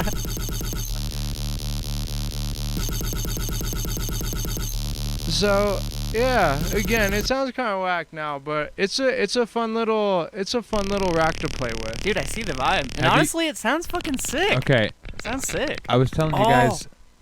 guys the other day about hyperpop. So Yeah. you literally just take like kids who want to sound like Blink-182, but sound like Death Cab for Cutie, but then you put that underneath it. That's hyperpop. I like the sound of that. Yeah. That's hyperpop, I'm cool with that. which is interesting. Mm-hmm. Yeah. I'm not gonna lie. Like, I'm intrigued. Like, I kind of want to find, like, search Splice for like weird bedroom punk Yeah. samples and see if I can find any, and then just see if I can like fuck with some distorted, like basically this. Put Right. this underneath it. Dude, yeah. Like some sort of, Owl City meets... Right. Bassy. Just see what happens. Because like some of the shit on Spotify, I don't agree with the mix, but it's interesting. Yeah, I like the Agree with music the of it. mix. Yeah. I yeah. feel like I'm you can make typically it- not enjoying the vocals very much. No. Hmm. That's why I'm like, I feel like you can make it like cool if you use like better vocals. But then again, it's like a bunch of kids, They're Yeah. just kind of like screaming into the microphone, Mm-hmm. and you're like, well, they're just being angsty. So, what are you gonna do? Mm-hmm. Like, you can't hate them. Yeah, Mm-hmm. Anyways, we're youngish. Oh, yeah, for sure. I'm so angsty, guys. right? But well, yeah, Guys, some of I'm them are so like angsty. fucking. you make Angst 17. House, basically. Yeah. Oh yeah. Yeah. Angst house.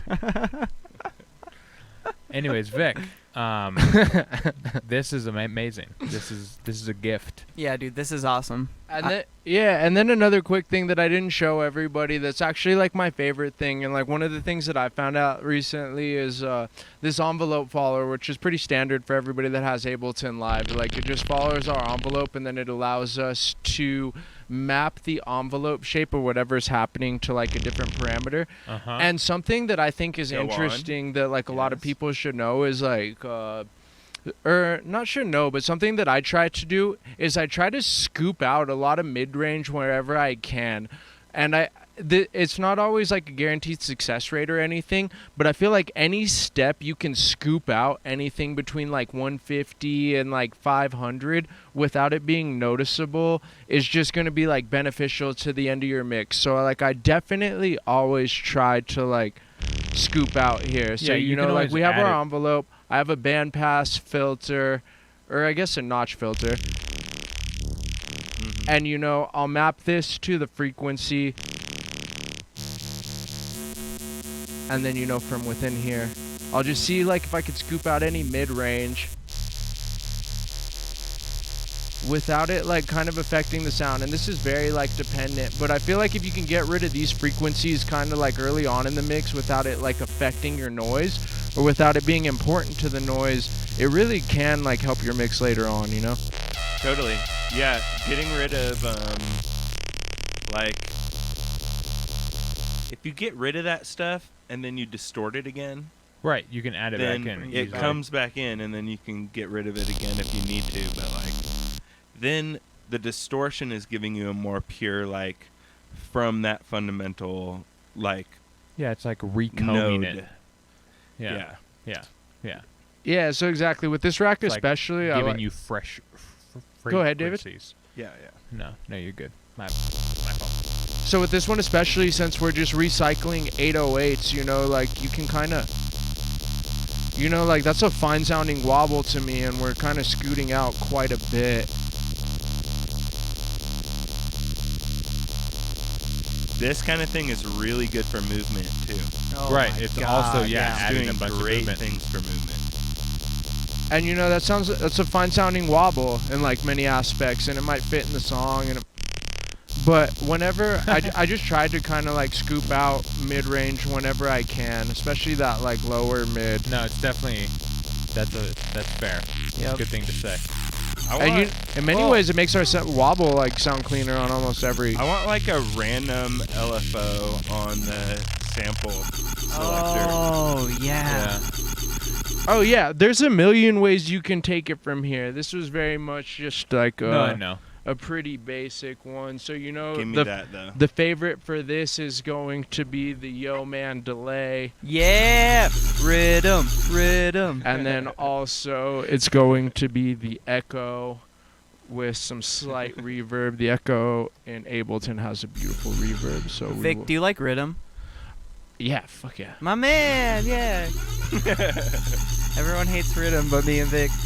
I mean, I don't hate rhythm. You don't hate it, yeah. Not at all. Yeah, I neither of remember- you hate it, but I remember, and you can continue, Vic, but I remember watching a video in like 2014 or 2015 of some dude on stage dressed as Santa Claus, and it was like the first time I heard rhythm, and it was like one of the first times it was like played as like a new thing. okay. But he was like playing like just regular dubstep or whatever, and then he just dropped just the rhythm is just the craziest shit, and just like everybody lost their shit, and like it was For sure. it was a relative viral video, I guess you could say at that time. Okay.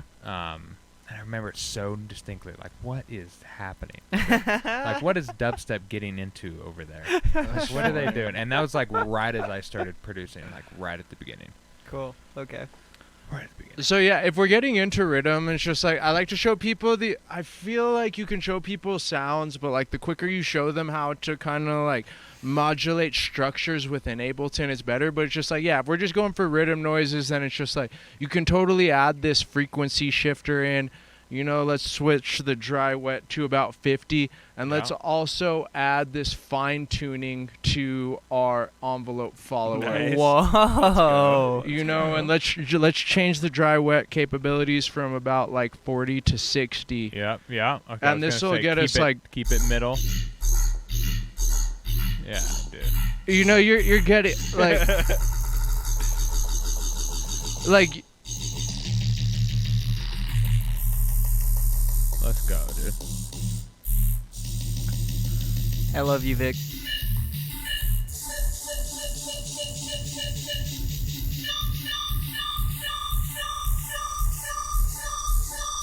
so I was trying to just show them the structures, but you can definitely get to like those noises too from it. Yeah, I would have to put random LFO on a lot Every of knob. those knobs. Yeah. Yeah. I want that. Dude, for, Every knob. Yeah. for sure, but it's just like, dude, this was like there was really no synthesis. It's just taking a bunch of 808s that are tuned, and that's what's cool about it. So I Yeah. get the main thing about this thing is like the ARP is a way to wobble. It'll give you like consistent It'll give you terms of repetitive nature, and then like the shape. filter and global tab, especially. A lot of people don't play with the attack, decay, sustain, and release, and it just gives you like. Mm-hmm. Yeah, LFO, you don't even have to go in sync mode either, which is nice. Yeah. I don't really Yeah, think about and that. from That's within sick. this, I could show you a million You different don't have ways to what be I in- wobble this, on but beat. this is good rack. Oh yeah, yeah. Which the moment you're done with this will be saved, Yeah, I have And I have then- 1,000 wobbles. Let's try to write a song. and then Let's go. we will have this project file on the Discord Yeah. at some point in the future. Yep. Hopefully within like the next like couple days, Mm-hmm. I'll figure out a way to get it on the Discord. Probably before it shows up on most places. Yeah, before it shows up on like YouTube for sure, and I'm planning to get it on YouTube like Friday, Yeah. Saturday. So, Yeah. folks, you'll have exactly what you're looking at Mm-hmm. Which is Or- a beaut. or hearing about if you're on the treadmill right now. And it's fun which- learning about. No, sorry. Go ahead. Which, if you made it this far on the treadmill, You're doing shouts good. to you. Shouts to Shouts you. to you. Yeah, you know what? run a little longer. Yeah. Yeah. Go a little You bit got farther. this. You got this. You got this. Go a little further. Burn a little Remember, more. Discipline is freedom. Okay? Yep. right. Okay? Yep. Man. Do we have enough time for another trick Yeah, or? go for it. I'm okay with it. Yeah. Do it. Cool. So that 128, man, like you have our blessing. especially what I encourage everybody to do is, man, learn how to turn it into like an instrument. Think of it like a guitar. The more you turn Ableton into your instrument, like the more it becomes like an extension of you, and the more it just you can hear it in people's productions, like how they use Nerd. Ableton. Nerd. Vic, you're a giant nerd, and we Fucking love you so much nerd, for it. Dude. Bro, Holy cow, bro. I don't know if that. Dave, back I me didn't up think on this that one. was deep. Very good stuff. Very Yeah, good. right. So for this one, I just want to show people like a lot of honestly, there's a million different ways to make drums. And one of my favorites is I like creating like these algorithms in which textures exist in. So like I'll show you how I've been creating like a lot of kind of drums that I think are interesting without necessarily even utilizing like synthesis or anything like that. What? Yeah. Like I actually like starting from a lot of samples because a lot of times I start melodically. So Yeah, I do it. Yeah, Nice. I mess with samples so all you day. know, let's just Nice. go Command F. Let's find Bongo. Can you make a kick bongo? I want to find like dance drums because I He's think like- that'll work good. Already have an idea of what I want. What are you thinking? No, that's No, okay. no, no, do do it, your do thing. it. Do you have a good folder that you like for dance drums, or should I just type in drums and kind of decide myself? Go for just Option B. find samples. Oh, a little break. Yeah. Yeah. It's Always a sex 400. grenade. It's a sex grenade. Yeah. Yeah. Oh. Yo. This will actually probably work good. That's... Dude. It's the Matrix when they're in the cave. Just getting down, dude. So, one of the things that I've been liking in terms of like getting kind of unique textures within the set is I've been taking, and I wanted to do this with somatic samples to show that you can like make cool shit from like even just basic samples. So I took some somatics Foley samples, which are just city recordings. Like, you know, nothing, it's just kind of ambience. So let's add these to our actual drum beat. And one of Nice. my favorite things to do to immediately get some,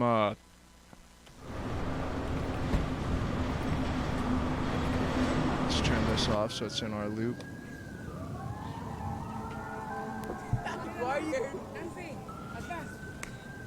So immediately from here, you know, we just have kind of like some overlooping stuff. So it's just in order to get some texture, one of my favorite things to do immediately is to take this clip warping algorithm. I like the Beats one.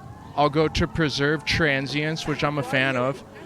And then let's go to, it gives you these 3 different options. So this one will play the transient and then just stop dependent on an end time. This one will kind of loop it, and this one will play it from the transient and then reverse it from the transient end. So I like this one because it gives it a pretty specific ending. Yeah, I like that one too. That's what I use for percussive things. Same. I love this. I Yeah. love this. Yeah. Yeah, this is sick. So you see, no big deal, but it just gives us transients to work with. Yeah. Cool. So let's freeze this track. Yeah. You could also just consolidate it. Control J, and Sure. it'll do that the exact thing you're Oh. gonna do right now. You're right. Okay. Consolidate won't get the effects. I don't have any effects in it right now. right. But you're, right. you're- Yeah. It won't get any effects, but if you're just messing with this, it does that exact thing. And you know what? That makes perfect sense. Let's Yeah. do this Why- transient yeah. thing again to kind of get. Oh, even transients? Wow. I like the random clap that per person does. We're going for some transients right now. Yeah, just getting like a little bit of transients. And then one of my favorite things within here is kind of just, I have transients, which is cool. And then what I like about these transients very much is that they're based on real world contextual stuff. They're recorded in the real world, so there's a lot of frequency content within them. It's not just like a transient, it's probably taking the transient from the siren, and then it just has like kind of a lot of layers. So let's listen to them together. Yeah.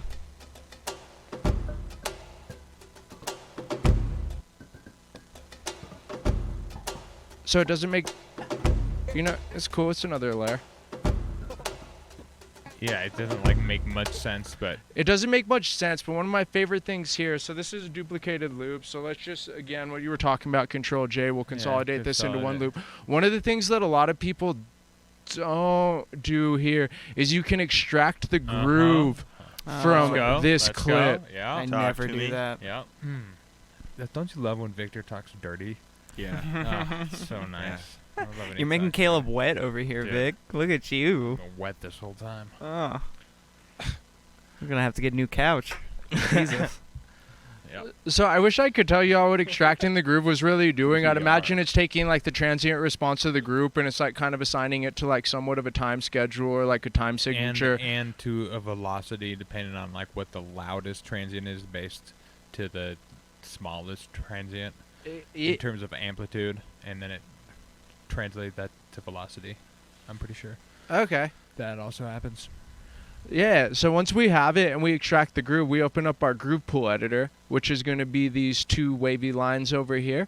And then we have our unused like groove from our drum sample. So I would take this from like a whole drum track, I'd resample or something like that, or maybe just the kick and snare, or maybe the hi-hats, depending on what you want to use it to. You can assign it to our new sample, which we just kind of had transient response to. We'll quantize it. And, just play around with these. To me, it still kind of doesn't matter. I just want, like, somewhat tonality.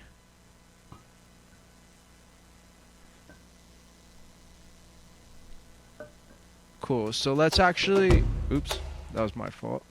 So let's actually just flatten and freeze that. And again, we could have done consolidation because there's no effects on it. I don't think it actually made it on. You don't think so? Yeah, look at the commit button is No, if these are color coordinated, it made it on. Cuz you see how this one's grayed out? Mhm. When you add it to you're editing. So Which look, one I are you just adding drag it to? onto the clip. Okay, there you go. Like this. Yeah. Right. Now we're selecting it. Yeah, and the second these become color coordinated, like it's enacted. Like if I was to drag this on, Right. do you see how it comes on? Mm-hmm. So, and again, I'm just kind of trying to get stuff quantized here to the groove. Like I don't know how I want it to sound yet. Like it doesn't. Yeah, I don't know how I want it to sound. I don't need it to sound like too much of anything at the moment. Okay, flatten. So then we have, a bit more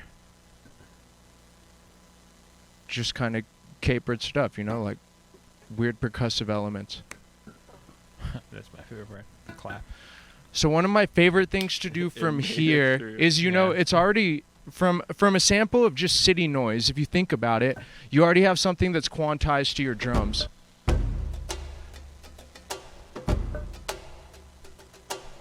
So that's something you could chop up on its own right there. Like you can use all these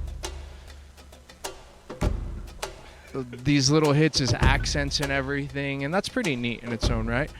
But what I like to typically do at this point is I will slice to a new MIDI track. And then there's a couple different slicing presets, and we'll have to get into this in a different podcast because you can make your own that are like fucking sweet.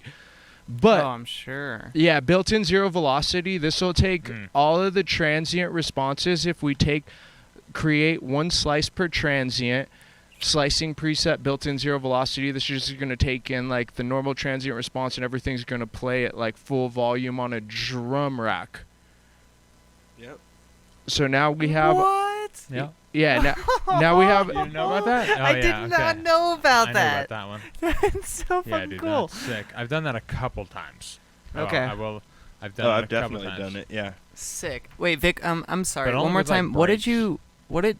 Can you just like say what you did for that? No, I can go through it again. Yeah. So again, we have our things here, which are already have the groove edited from like the drum beat, so it's already kind of somewhat quantized in no particular order. Like you can't control that. Okay. But from here, we go to slice new MIDI track.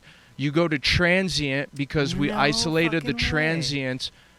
So it's just going to take the transients that we established. Yeah.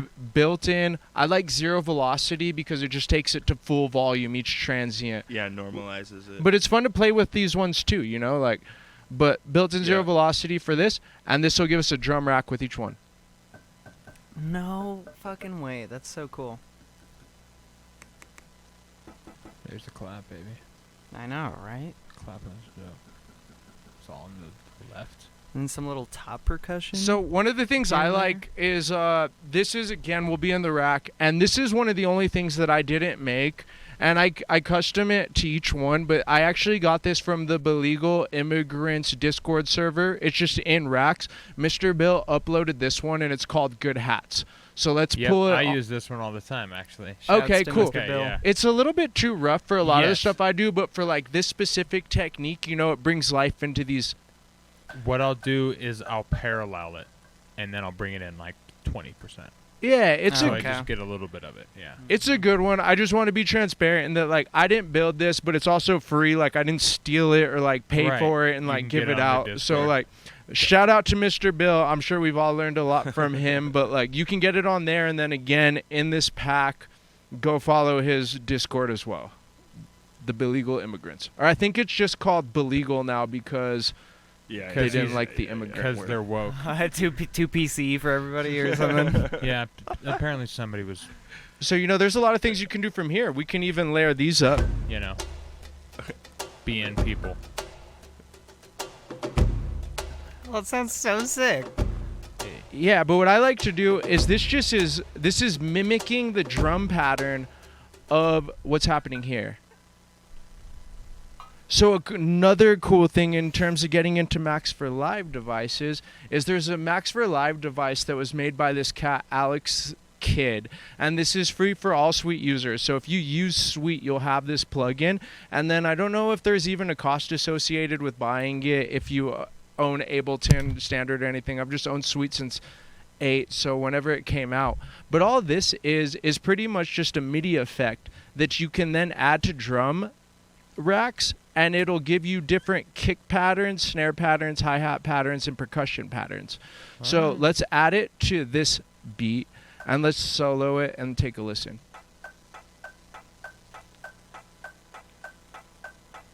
So it's centered around, Alex the Kid is a techno producer and like a breaks producer.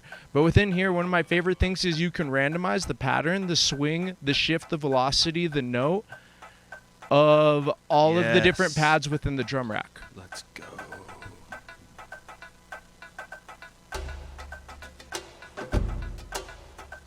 This will be making, this will make making house. It's like simple house of fucking breeze. Yeah, and then it gives you the ability Oh, to switch the great. algorithms between breaks and house rhythms. What? What is this thing called? Instant house. And again, this will be this will be this will included be in the included. project file. So these are Max for Live devices. So if you own Ableton and like you have Max for Live, this will open up. It's not a hidden thing. It's not very well known about. Right. So you know we can switch between breaks, which would probably make more sense than a halftime thing. Right. Let's go to the 100%. velocity, and then you can like randomize swing, and then you can also say presets. So let's go to this first one. And you know the kick, because there's not really a kick in this. But it's choosing the first one, the C1 or whatever. C3. Yeah, but it doesn't sound bad because everything we're taking is No, yeah, from it like doesn't matter. hi-hats, you know, like if Yeah. there's a kick in the sample. It's just a rhythm. Dude, world music. Diplo. Diplo. Diplo. Major laser. I feel like this is the point where you get rid of the loop. Right, you get rid of the drum loop in the background. Yeah, And then you And then can you play just around. start It from gives you there. the ability to save 16 different presets of the loop you have.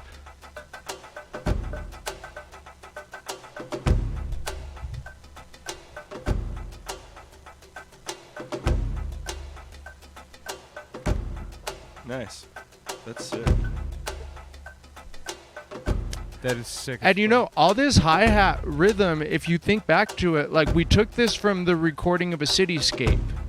You know? Like this all came from the recording of a city street.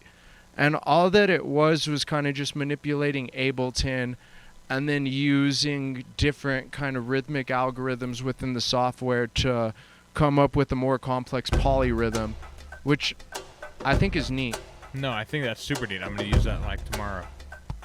Probably tomorrow morning. So you know, Mhm. Oh, and yeah. and they sound very natural, and you can make them sound more natural with reverb think- and everything, but they sound really, they give a nice real texture to electronic recordings especially. I've been using this in like weird wonky music too, and like having nice rhythmic kind of textured, non-abrasive percussive patterns can give a real solid real feeling Yeah. to your I could see song. that. I'm for gonna- sure.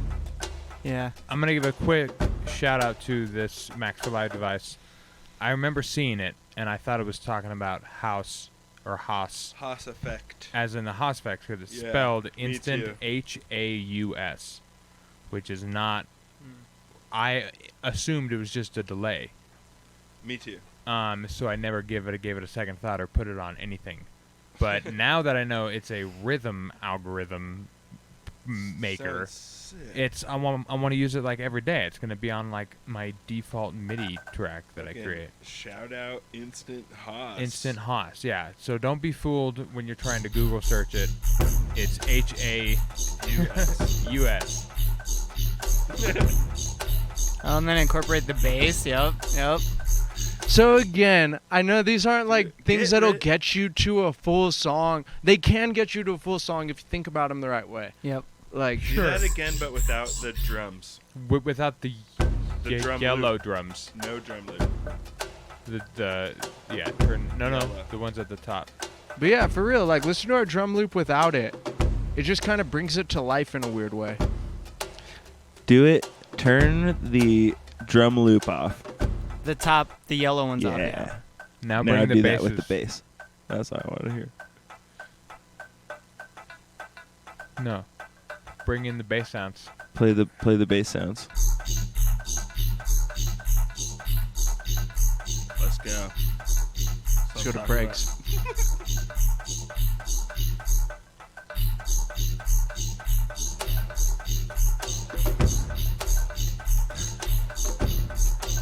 Let's go, baby.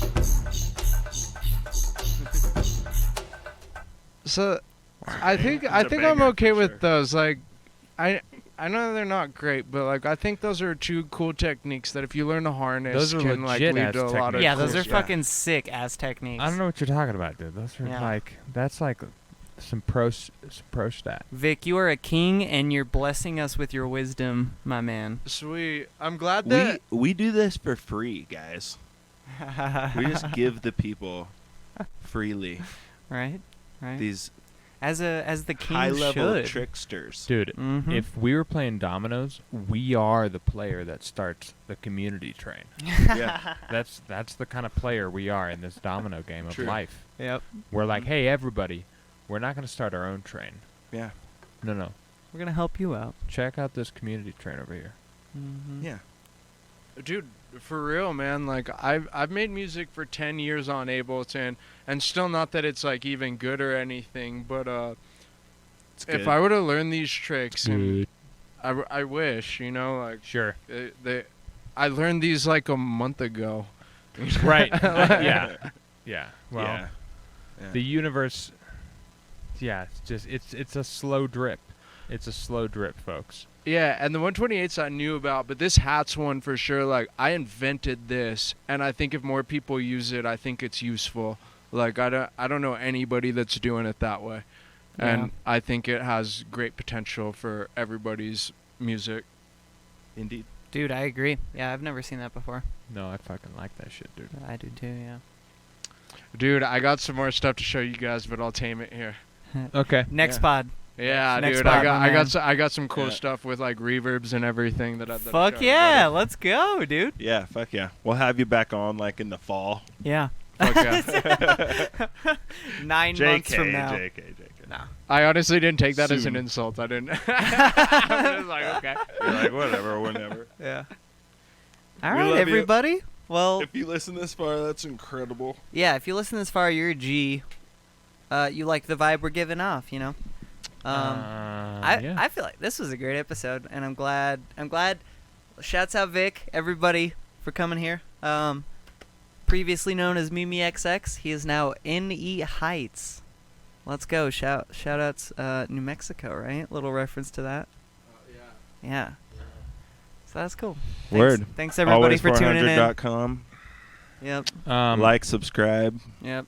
Ladies and gentlemen, thank you for tuning into the program. Again, as always, we are brought to you by Always 400. You can go ahead and join the Discord on the contact page at always400.com. They are the supporters of this program. Always 400.